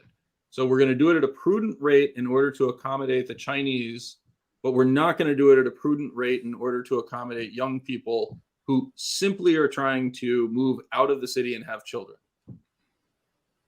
That's trying what to we're move doing. out of the city. What and you're have saying short- is we're going to be kinder to the Chinese than we are to our own citizens. Well, I'm not suggesting that the rate of rate rises is necessarily appropriate. I don't have strong views on that. It may be inappropriate. But directionally, I think that we have spent too long rewarding the wrong kind of behavior. And I think we're moving at least in the right direction in this dimension to start to reward a different kind of behavior, or at least not continue to give future generations the impression that you can not concentrate on labor productivity, but instead just own a home and retire rich. I don't know who's trying to buy a home and move out of the city, though. That was a weird statement. If you actually believe that that is going to occur based on our existing policy, then I'll be proven wrong. I would argue that the policies that we're setting in place right now are almost certain to enrich the already wealthy far more effectively, in the same way that Blackstone emerged with greater control of home ownership because they had access to financing in an environment in which home prices fell and everyone was willing to accommodate it. We're seeing absolutely no indications that they're willing to, that they have any intention of reversing that. Right? Okay, When we come that's out of a fair point. the very first person who's going to have access to financing at low prices, Blackstone. Well, and in a recession, generally everyone's going to have less and less available financing. So, Mike, on your other chart where the Canadian rates are rising, U.S. rates are rising more slowly, but what are your thoughts on sort of you are in a bit of a freeze in the housing market for sort of upscaling homes. Is that going to have some impact in the U.S., or like the intermobility of the homes is something that is still impacted? Is it not in the U.S. context? Help me understand what you mean by that. So you're moving from like a smaller home to a slightly larger home, or moving up. Yeah. So doesn't the market sort of freeze because you've got to refinance whatever? I suppose you can carry some of your original mortgage over, but the you can't. Would have you have to refinance the whole thing. Yeah, no. In the United States, the mortgage is tied to the property. So if I sell the property, then I have to close out the existing mortgage. Right. So yes, what you're describing is exactly what is going to transpire. That we've created a system of extraordinary stasis. Right. That the system has functionally shut down. And that further exacerbates conditions under which people are unable to reinvent themselves by moving from low employment areas to high employment areas. Right. And so a 3% under the current model, a 3% mortgage becomes a generational endowment. Right. And so maybe less tightening from the Fed and more tax policy. Was that the better? We know the answer to this, right? This is exactly the issue, right? And again, Adam is correct. We're doing a terrible job from our policymakers of making hard choices, right? But we as financial investors should be leveling our ire at them and saying that's unacceptable, and what the Fed is doing is unacceptable. What we had was a condition under which they were failing to show leadership, and the Fed was at least kind of being accommodative to prevent a subsequent restructuring of society in an unelected framework. Now we're potentially facing a true Andrew Mellon, liquidate stocks, liquidate labor, et cetera. Right. And so is that a function of the very different objective functions of the fiscal policy driven by re-election and monetary policy having to adjust to that, or have its primary mandates? Let's be very clear. Monetary policy was being driven by a re-election cycle as well. It's just called appointment, and it's for Powell, right? Gotcha. So he didn't want to behave in a fashion that would lead it to be perceived that he was anti-Biden, and so he held off until he was confirmed. Then suddenly he gets religion around inflation once Biden says, hey, this inflation thing's really a problem, right? And so he turns around and he starts behaving in a way that allows him to pretend that he is, a significantly shorter Paul Volcker. So I think where Mike's trying to go is, what would have been the right path if we acknowledge that the government is not able to do the right thing or not willing to do the right thing? What was the right path, right? I mean, because I think we are all sort of kind of in a way saying a similar thing, right? Which is, this is not the best path. The way that the Fed is behaving is not the best path. The way that they behaved later in the pandemic exacerbated the issue.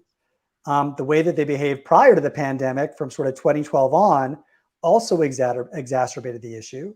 They enabled a dysfunctional government because they stepped in instead of allowing the market to create crises that necessitated government decision-making, right? So we've pushed all of this decision-making out. Is there not an argument to be made that the Fed is now saying, we're no longer going to defer the kind of crisis that will force that kind of decision-making? And if they hadn't taken this kind of policy stance, that we would have just deferred those types of hard decisions indefinitely? So whether that is true or not, I actually just want to emphasize what you're saying. You're saying that an unelected appointed body should have the right to express what it thinks is the right policy choices for fiscal legislators, and that it should be able to effectively force them to choose along the lines that the Fed thinks is correct. I don't. But that is what you're saying. Right? I'm saying they took steps before that short-circuited that. Now they're recognizing, whoops. And I'm not saying this is the motivation. I'm just saying, is it possible? No. They're recognizing, whoops, we probably shouldn't have done that because we had a bunch of missed opportunities where we could have allowed the private sector to stand on its own feet or fall on its own, which would have forced some decision-making and hard decisions by government 5 years ago, 10 years ago, et cetera. Now they're looking at it saying, we probably should have allowed those things to play out then. We didn't. We've gotten ourselves into an even more challenging situation now, and we're not going to repeat the same mistake again. We're simply going to normalize our balance sheet.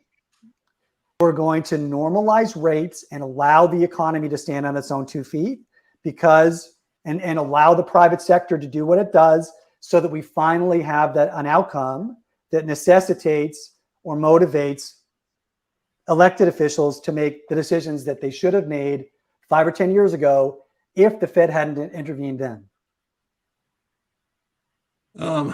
So again, I find what you're saying logically inconsistent, right? And I just want to emphasize this, right?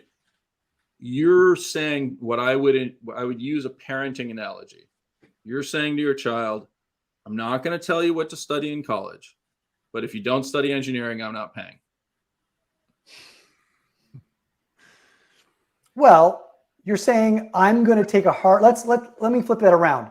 I'm a parent who said, I'm going to take a hard line during high school. You're going to study math and science because you're going to be an engineer. And for 3 or 4 years, you take a really hard line. They don't get to go to parties. They don't get to pursue their writing passion because they need to do math tutoring or whatever. They go off to school. They're now suicidal because they're not able to manifest their own destiny. And the parents going, okay, you're right. I made a mistake.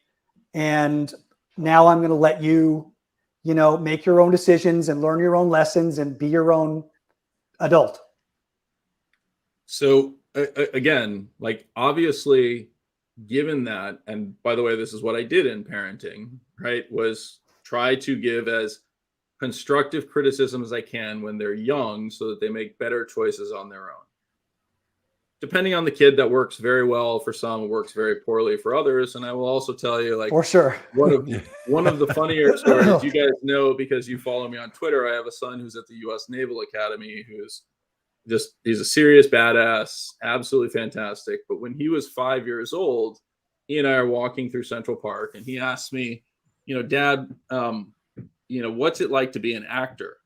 And I pointed around Central Park, and I'm like, well, what I told him first is look, son, There are careers that are broad pyramids in terms of outcomes and very steep pyramids in terms of outcomes, right? If you're a very successful actor, you do extraordinarily well, but the minute you step down from the top tier, you basically are waiting tables, right? If you're a teacher, it's a very broad pyramid. The top person is not doing nearly as well as the best actor, but the worst teacher is doing significantly better than the worst actor, right? And I forget the exact analogies that I used, but I then used for acting, I'm like, acting is super steep. The very top actors, you know, are guys like George Clooney and others, and Tom Cruise, who, you know, make $1 billion. And at the bottom of the tier are all the homeless people in Central Park, right? And he told me about that 10 years later. He's like, yeah, you pretty much crushed my dreams of being an actor immediately, right? Because I didn't want to be homeless in Central Park, right? Now you can tell that to a 5-year-old and you can laugh about what an asshole you are afterwards, right? And I do, like, my son is a remarkably talented actor. I think he would have done great, but I'm really, really happy that he's studying math at the U.S. Naval Academy instead of, you know, trying to cut his teeth as an actor, you know, bussing tables in New York City, right? He's made a series of choices that are much better, right? But you can do that when they're 5 and you can do that when they're 15. But if you go to your 18-year-old or 19-year-old and after years of coddling them, you suddenly turn around and say, you know what, I'm really thrilled that you got into Harvard, but unless you study math, I'm not paying, right? After not having given them any of those expectations, like, you run a very real risk of creating far worse outcomes than you would have otherwise, right? Now, again, there is no right answer. There can't be a right answer because we don't know what the future is. But I wanted to show another chart here very quickly. So this is actually looking at this issue of home ownership rates, right? And this white line here is in the United States. And unfortunately, most of this data is only easily accessible to me for the United States. That's fine. This is looking at the home ownership rates. The white line is the home ownership rate for those 35 to 44 years of age, right? In the United States, first of all, that's relatively high in the United States versus almost any other society. And if I were to go back in time, that's even more true. So in the United States, in the 1950s and 60s, home ownership rates for those at 35 were around 62%. By 2005, they'd climbed to 70% with the ownership society and the subsidies for home ownership that had been created. And by 2015, following the global financial crisis and the dramatic tightening of financial conditions that we created for credit standards that caused FICO standards for mortgage applications to explode from their historical levels to basically you couldn't get a mortgage unless you had perfect credit, right? That number had fallen to 58%. Now we're right back at 62.5%. And by the way, here's the pandemic, right? Here's what the Fed did. So here is interest rates going into the pandemic. We managed to take them from 370 to a low of 290. Like, this was accommodative. I'm not disputing that. This is absurd, right? And the Fed seems to believe that it has symmetrical tools. It doesn't. The reason it doesn't is because there's something like $5 trillion worth of mortgages that were refinanced and sit in this price range. When I cut interest rates from here to here, all the mortgages that had accumulated over this roughly 7-year period had the opportunity to refinance and create liquidity for the economy. That was a net positive contribution to both the economic circumstances around the pandemic and absolutely the inflationary conditions that we saw, right? But if I cut this interest rate to here, 200 basis points as compared to the 70 that I did here, who refinances? Nobody. Yeah, I mean, Mike Harris raises the point that I was going to raise, which is, I mean, if you cut interest rates to zero, then everyone gets to own a home, but no one actually owns the home. The bank owns the home, and you just infinitely rent the home from the bank, right? I mean, it's just this weird situation that if you cut rates to zero, then you're right. None of this makes any sense, and you're at the zero bound and everything. It's like trying to anticipate what happens in a black hole. You know, like it's all of the rules of economics go out the window. Well, and again, like people use language like that. If we lower interest rates to zero, everybody gets to own a home, but that's actually not true, right? Because particularly when you have fixed rate mortgages, if I buy a home, make my life simple, for $240,000 or $300,000, and I have a 0% interest rate loan, I still have to make principal payments. Not if you extend the amortization period to 100 years. Well, no, you got to get credit to make approved. principal payments. It's just 100 years. Yeah, that's fine. I'm just saying that like you can extend the terms. But such Adam, that that's part of the point. We didn't do that. We didn't extend it to 100 years. We kept it standard at 30. So the actual degree of stimulus was really not that much. We didn't change the components. And in many ways, what we saw in 2003, 2004, 2005 with ARMs, negative amortization, all sorts of stuff like that, zero,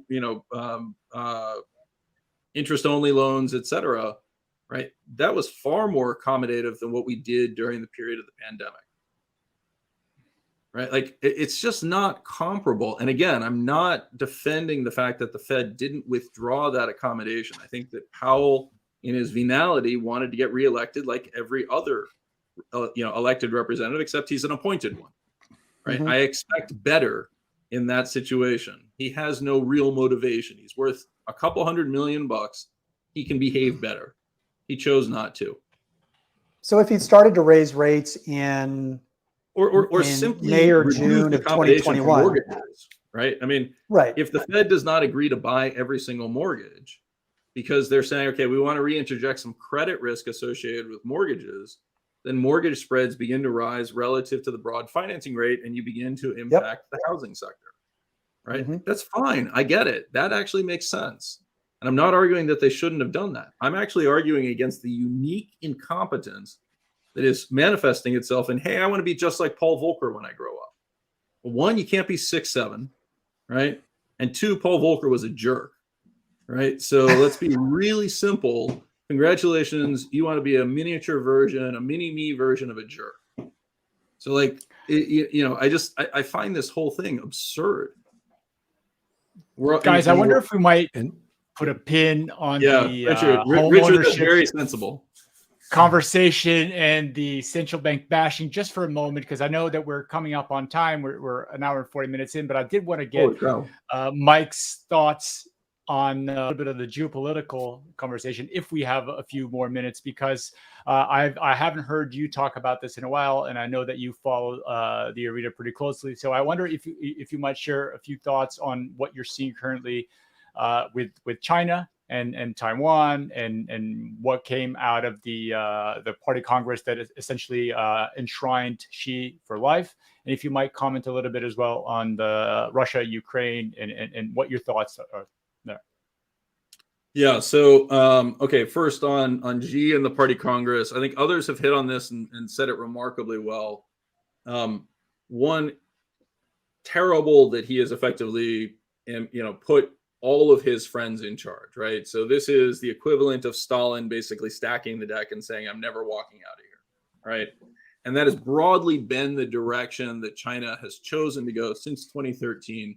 When they decided not to engage in a genuine reopening of the economy and a rejection of the perestroika and glasnost dynamics that they correctly pointed to and said, hey, wait, that led to the end of the CCP equivalent in Russia, right? Well, then you have no other choice that you're going to follow the J curve back to North Korea, right?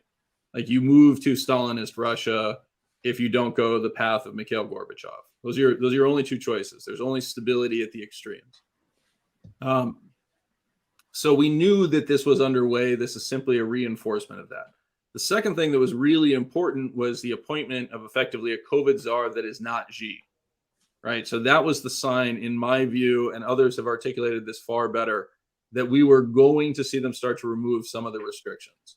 More importantly, the restrictions on people coming into the country, I would argue, than money and people getting out. Because the simple reality is once you've started to lock down like that, you can't let people out. They're not coming back. Right? You can have people come in. You can have them check their factories. You can have them say to their workers, boy, aren't you lucky that you get to continue to work? It's so bad outside, the recession that's raging. And Russia and Ukraine, et cetera. And, if you want to continue to do business in China and you're smart, you're going to remain highly controlled in your communication with anyone inside China. You're certainly not going to go around and start throwing tomato soup at precious Chinese art, right? So, that dynamic is very straightforward. They'll let people in, they'll let the people that they let in out, but they're not letting anybody else out. This is not going to be Chinese tourists traveling all over the world, right? Again, my assessment, what I'm seeing now on a positioning basis in the funds that I manage, I bought call options on emerging market indices to protect against this risk that this is going to occur. So far, that seems to be working out okay. And those had actually become cheaper. The implied volatility was below that of the S&P. A lot of weird things had created conditions under which these seemed relatively attractive to me.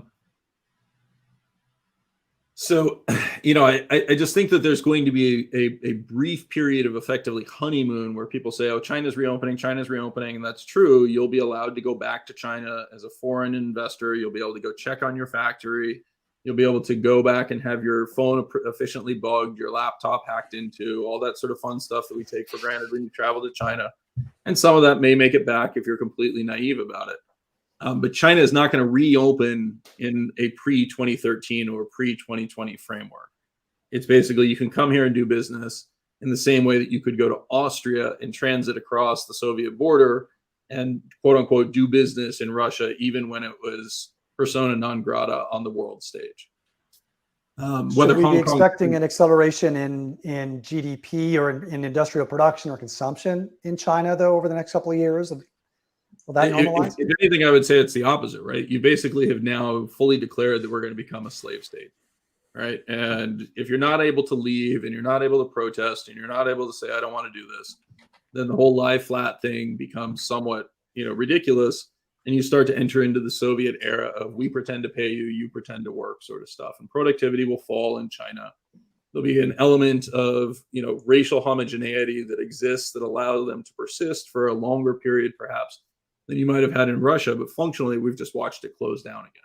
Will it reopen under different leadership, new management? I don't know. That's a story to worry about in the future. But that's my general read on this environment is that we're moving towards the regime of Stalin and the characteristics of a closed front, particularly for those who are in the system and want to get out. They just can't. It's gone.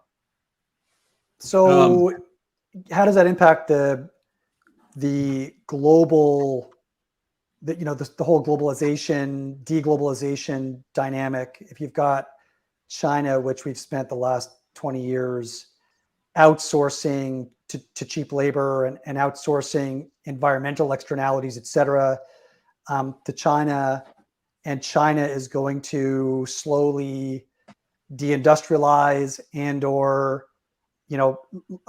lose productivity. We also know that they're going to lose population just demographically. They've been losing population. I mean, they're finally they lost 100 million in the census. They lost 100 million in the census, so they just admitted that they overcounted by 100. So it's not 1.4, it's 1.3. Maybe that goes out in the wash because it's a rounding error at $1 billion. But let's be really clear: 100 million is Japan. They lost Japan, right? Like that's hard to do. Like I lose money on the sofa, and I occasionally find it, and it's great. But like we're not finding 100 million people, right? So like that's a really, really big deal. You mentioned this dynamic of deindustrialization. When you enter into that regime, what does it do? Well, if I'm tearing down buildings anyway, guess what happens to the copper that was embedded in the wiring in those buildings? I no longer need to import it from elsewhere around the world, right? People talk about the EV revolution and the dynamic that has on copper. And 50% of the consumption of world copper was going into Chinese infrastructure, residential, power production, et cetera. They're going to be liberating that and doing the opposite and using it to create effectively hard currency that they can use to buy things that they really need from the rest of the world, right? Food and energy. Energy would be one of them, although they've managed to create a semi-captive source in Russia. They'll basically try to go back and forth on. Russia's a little harder because it feels less stable, right? It doesn't have the characteristics of being able to shut down in the same way. And it has a more chaotic component to it than I would argue that China has. So I guess I would just suspend. I don't really know what's going to happen to Russia right now, right? It is very clear that they have become effectively a vassal state of China. Whether there's going to be an overthrow of Putin and a reevaluation or a further move towards the right, they're just not as good at locking their population down as the Chinese are, at least not now. They may get better at it, but everything that China has going from it from that standpoint, right? And I'm going to sound like a terrible human being for saying these things, but like racial homogeneity, right? If you're Han Chinese, you're presumed to be Chinese. You're not allowed out of the country unless you have the appropriate papers from the communist government, right? Russia continues to be a collection of people who look radically different from, the extreme east to the west. Their ability to control those borders, their ability to control the out migration, the emigration, et cetera, far less convincing than I would argue than what you have. And ironically, I would argue the West is actually broadly helping them in that process. But very difficult to know. I would just, again, I would beg out of it and say Russia is much more chaotic, much less predictable, and candidly less relevant. Right. I guess if you're China and you perceive Russia to be a de facto vassal state, you don't really care if Russians flee. You'll move your own population in there and make more effective use of the resources, and it plays that's into almost China's a more advantage. attractive. Yeah. Yeah, Mike, I wanted. Yeah, go ahead. No, go ahead. I wanted to pull on a thread and get into the U.S. is pushing China further down this path, and then particularly with the restrictions on exports, on chip manufacturing and chip technology. Do you see any analogy here with what the U.S. did to Japan in the 1930s, which arguably precipitated the attack on Pearl Harbor, with the possibility of a invasion to Taiwan, given what we have done? Because they've been awfully quiet. I mean, obviously they voiced their dissatisfaction with all this, but they haven't yet announced any sort of material retaliation from that move. And I'm wondering if this is sort of that calm before the storm, or if now that Xi has been anointed emperor for life, it just gives him the right amount of clout and power, plus the narrative, the backdrop that you see the West is trying to push us down, keeping us the whole Thucydides dynamic. Do you see that that dynamic at play here with regards to a possible conflict, a precipitation of that possible invasion? So the quick answer to that is yes. And if anything, I would argue that the U.S., what the U.S. has quote unquote accomplished in the last year and a half, if you really think about it, it's fairly mind blowing, right? We've managed to shut down China's advanced chip manufacturing industry. We've managed to pull all the employees of U.S. and European companies and Japanese companies that are working on advanced chip technology in China and gotten them out, right? We've created conditions under which they cannot return. We've functionally defeated Russia without putting a single soldier on the ground in Europe, right? By using outdated technology to blow up their even more outdated technology and techniques. Now, that's rapidly modernizing. I just want to be clear, it's the move towards drones is an escalation there, again, that I would put into the chaotic dynamic where it's much less clear, right? But if I'm looking at what the U.S. has done, oh my God, we just showed the rest of the world in the same way, congratulations, China, you've got Russia, they're a vassal state. Japan and Europe are now completely vassal states to the United States, right? That's a pretty remarkable move. And I say that, cognizant that that sounds offensive. Many of the things I do, I always have to apologize because my wife gets really pissed at me. But the simple reality is it's a true statement, right? I mean, we are much more powerful in the United States than we were 12 months ago relative to the rest of the world. If anything, I would argue that we are baiting China and trying to get them to move, because we know that it's a mistake for them to move fast and it works to our disadvantage if they increasingly enslave their population and move towards a German-style model where they re-militarize or aggressively militarize and say, you know what? We don't care if we lose 100 million people. We'll lose 100 million people to accomplish these objectives. By the way, we just lost 100 million people. I was just going to say. Know where they are, right? Like, see if we care, right? So, like, the U.S. is very cognizant of that risk, and that the U.S. cannot tolerate losing 1 million people, much less 100 million people. So I would argue that we're effectively trying to bait China into moving faster and before they're prepared, with actually the great irony being that there's, if you just think about that apex, right? China effectively can militarize and try to respond, but it looks like that pyramid of being an actor in New York City, it's going to last about 6 months before they can no longer sustain it. And then it's going to start crashing down because their population can't handle it. And they're increasingly being shut off from the rest of the world in their ability to provide goods and services that the rest of the world values. Right. Not to mention the straits and the geographically, China is locked in such a way that it's actually quite easy to blockade access from oil tankers and other types of exports. And you can't really build the pipelines to the Russian Eastern oil productions in any reasonable time frame. That would take, a decade at least? So it seems like the U.S. It's China and it's war, right? So recognize that, like, there's lots of things you can do when you decide that you're really committed to doing it and you don't care about the loss of life, and you don't,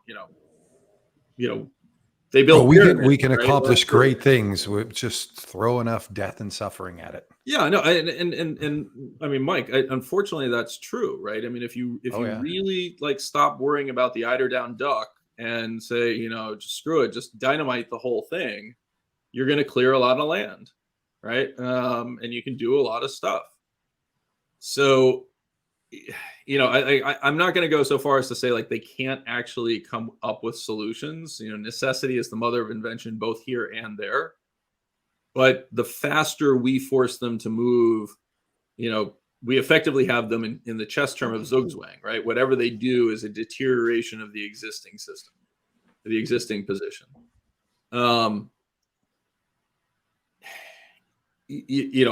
of that effectively means that a theory that I have put forward, and it's similar to Peter Zehan's, et cetera. Like, the U.S. is by far the best positioned. The fear that I have, and it goes back to all the discussions we were having around terrible policy, et cetera, is that this is not the end of the American empire. It's the beginning of the American empire and the end of the American republic, right? That we're done having the conversations on what should we do and how do we incorporate all the touchy-feely stuff and make sure that people that have multiple pronouns can afford homes in various urban environments, right? And we just move to nope, you know what? Only way you get a home is if you serve in the military, right? That's a solution, right? Why not? It kind of jives with Victor Schwetz's thesis. That is, by the way, I think if you go back and you look at my interview with Victor, and I'm going to be doing another one in I believe it's February on Simplify's channel. What I said very clearly is, I hate this. I absolutely hate this, but everything I'm seeing suggests that you're correct. Right. And I'm sure the YouTube channel is going to light up, but just seriously think about it. What happens if the US government says, serve in the military, we'll give you a home? Right. I mean, in all seriousness, my son, they're giving $500,000 education. And at some point, they're going to hand over a piece of equipment to him that will cost more than you and I would ever make in our lives, probably more than, Simplify currently manages, and be like, yeah, you're a 24-year-old kid. Try not to blow it up too fast. Right. Would they give them a $350,000 home? Why not? Right. That's what they did in Rome. They gave them tracts of land. Yeah. Right. So there's all sorts of things we can do to change the outcomes and steer it in a direction that ultimately we want, that feels deeply foreign and unsettling to how we're currently positioned. Seems like the possibility to end on a positive note has flown out the window really quickly. Yeah, sorry about that. Well, hold on, though. We can still give the people what they want, right? So let's at least finish on an investment theme, right? So this wasn't what they wanted?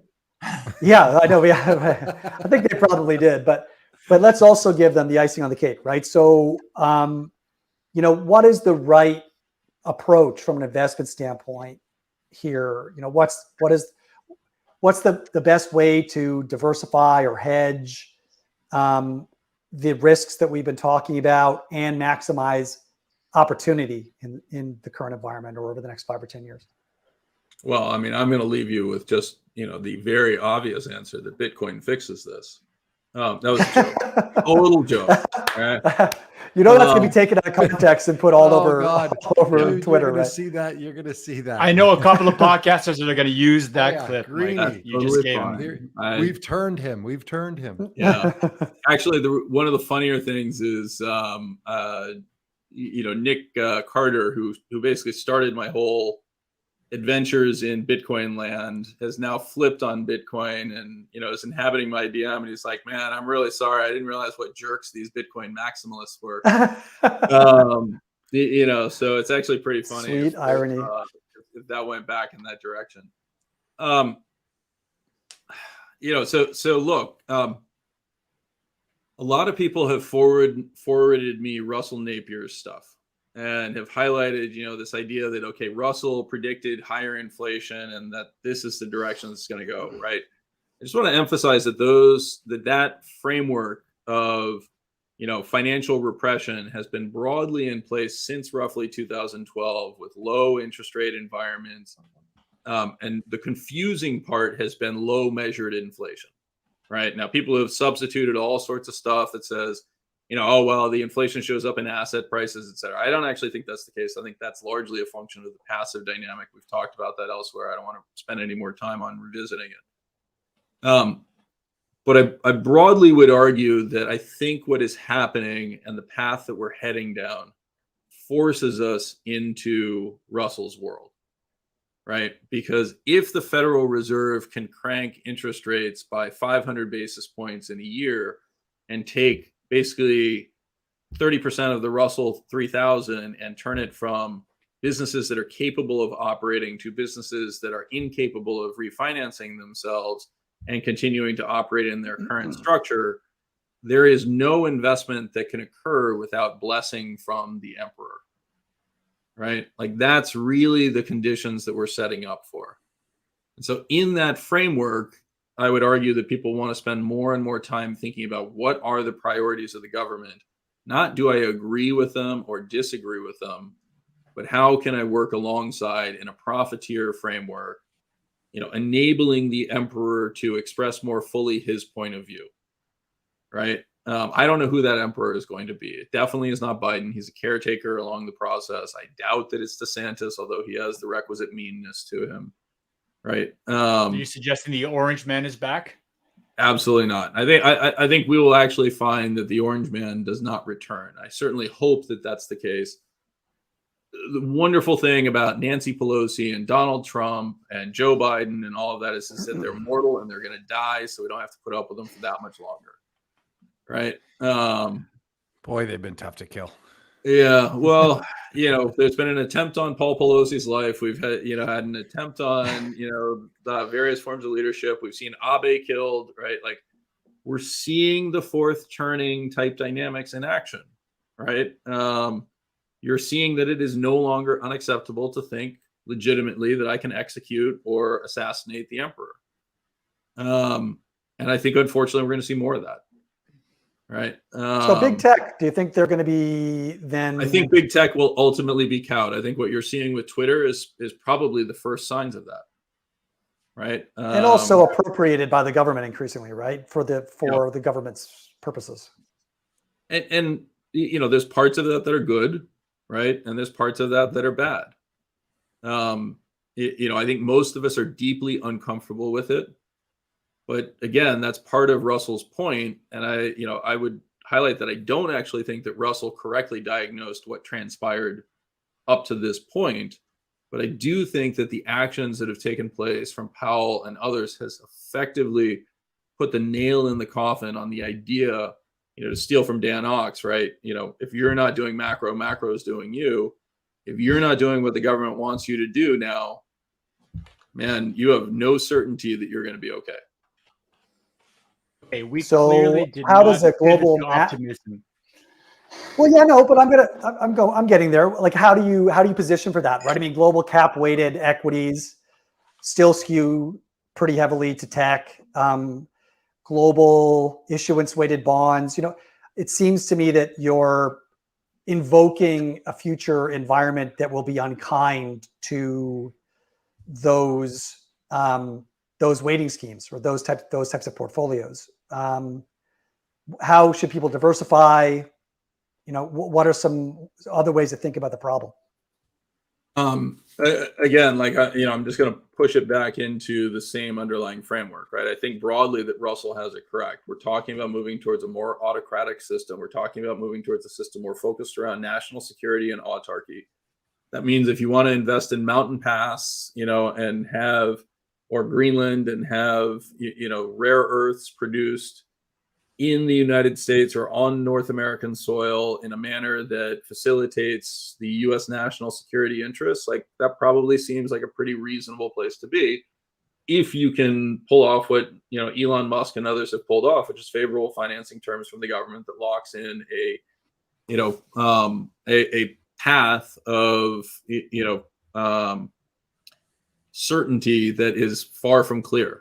Right. But I actually tend to agree with you that it strikes me as far more likely that the Ministry of Truth is managed by Google and cowed Google employees than it's managed by Lockheed Martin. Right. Right. And like that, it's, I've said this 50 million times. I don't know how else to say it. Like, it deeply saddens me that that's the world that seems to be in front of us. Man, it does seem like that's the path we're going.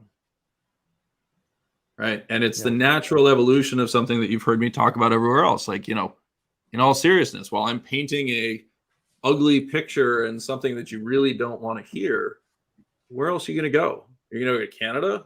Man, the mortgages are 6% there. Right? Oh, Canada's got lots of warts. Yeah. Right. I mean, are you going to go to New Zealand? New Zealand's a population of 5 million people. Right. And by the way, they were even more intrusive in their lockdowns. You're going to go to Brazil? So was Canada. Well, that seems like a great choice. Easy on Brazil there. But in general, to be clear, I'm not really hating on Brazil. It's just like, where are you actually going to go? There's nowhere left. Yeah, but you want to favor industrials. You want to favor, commodity producers in general, energy producers in general,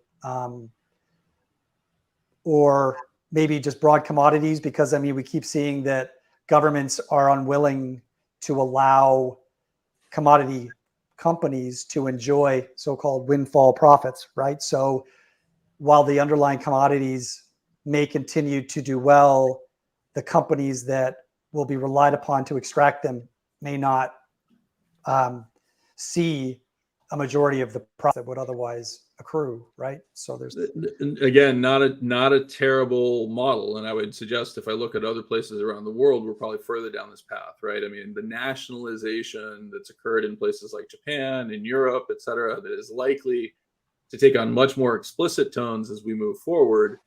One way of handling social policy is you say to the auto companies, you can't fire people.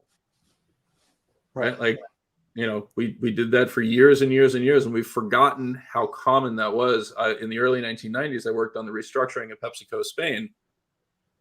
And we did the whole analysis, and we're like, well, this is really easy. You've just got too many workers. And they're like, oh, yeah, they refuse to be fired. Right? So you have to have a different solution. Okay, wait a second. The problem is you have too many workers and they refuse to be fired, and the government will not allow you to fire them. So how do we come up with a solution? Okay, well, you just have to accept lower profitability. Right? And that is a method of transferring wealth to workers away from, the bourgeoisie, right? So, that does seem like a reasonable path. On another show, we'll have to explore ways to move more power to labor in a productive way that doesn't require this kind of authoritative or authoritarian direction. But We're now at 2 hours and 10 minutes. And while I think we all could pick your brain for several more hours, we probably should let you go and enjoy your weekend and leave something. I appreciate that very much. My dogs just came running down to tell me that we've been on for 2 hours plus minutes. And Rudy Havenstein, I'm thinking about you and your assertion that I make sound bites. So this was a 2 hour sound bite. There we go, guys. I think actually in the last call, the dog came down and pulled him away to go for a walk too. Yeah, that's the easiest way. He's to a reliable indicator, that dog. Well, thank you, guys. You've been very generous with your Thanks, time. Mike. Really appreciate it. It's always fun hanging out with you guys. I'll talk to you later. For sure. Enjoy your weekend. See ya. Most investors feel comfortable with their domestic equity and bond portfolios because they tend to thrive during periods of economic growth and low inflation. And we don't blame you. It's been a great ride. But it's a big world out there, full of opportunities you may be ignoring. Sadly, we live in a world dominated by a fear of missing out, or FOMO. And in the last 10 years, U.S. equities and bonds have outperformed and generated massive amounts of FOMO. This hasn't always been the case. In the mid-2000s, the best performing markets were international equities, especially emerging markets, gold and commodities. So what happens if growth collapses and inflation becomes the new norm? Or what if the US dollar collapses and US assets are no longer attractive? What will the new FOMO markets be? And will your portfolio keep up or be left behind?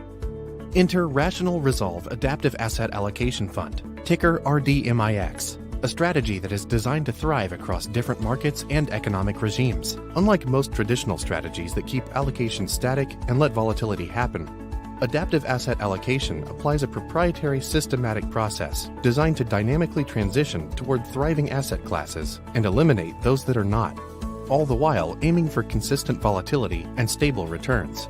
There's almost always a bull market somewhere in the world. Don't let yesterday's FOMO get in the way of tomorrow's opportunities. Instead, let adaptive asset allocation help you fill in your domestic portfolio gaps. To learn more, visit rationalmf.com and check out the Rational Resolve Adaptive Asset Allocation Fund.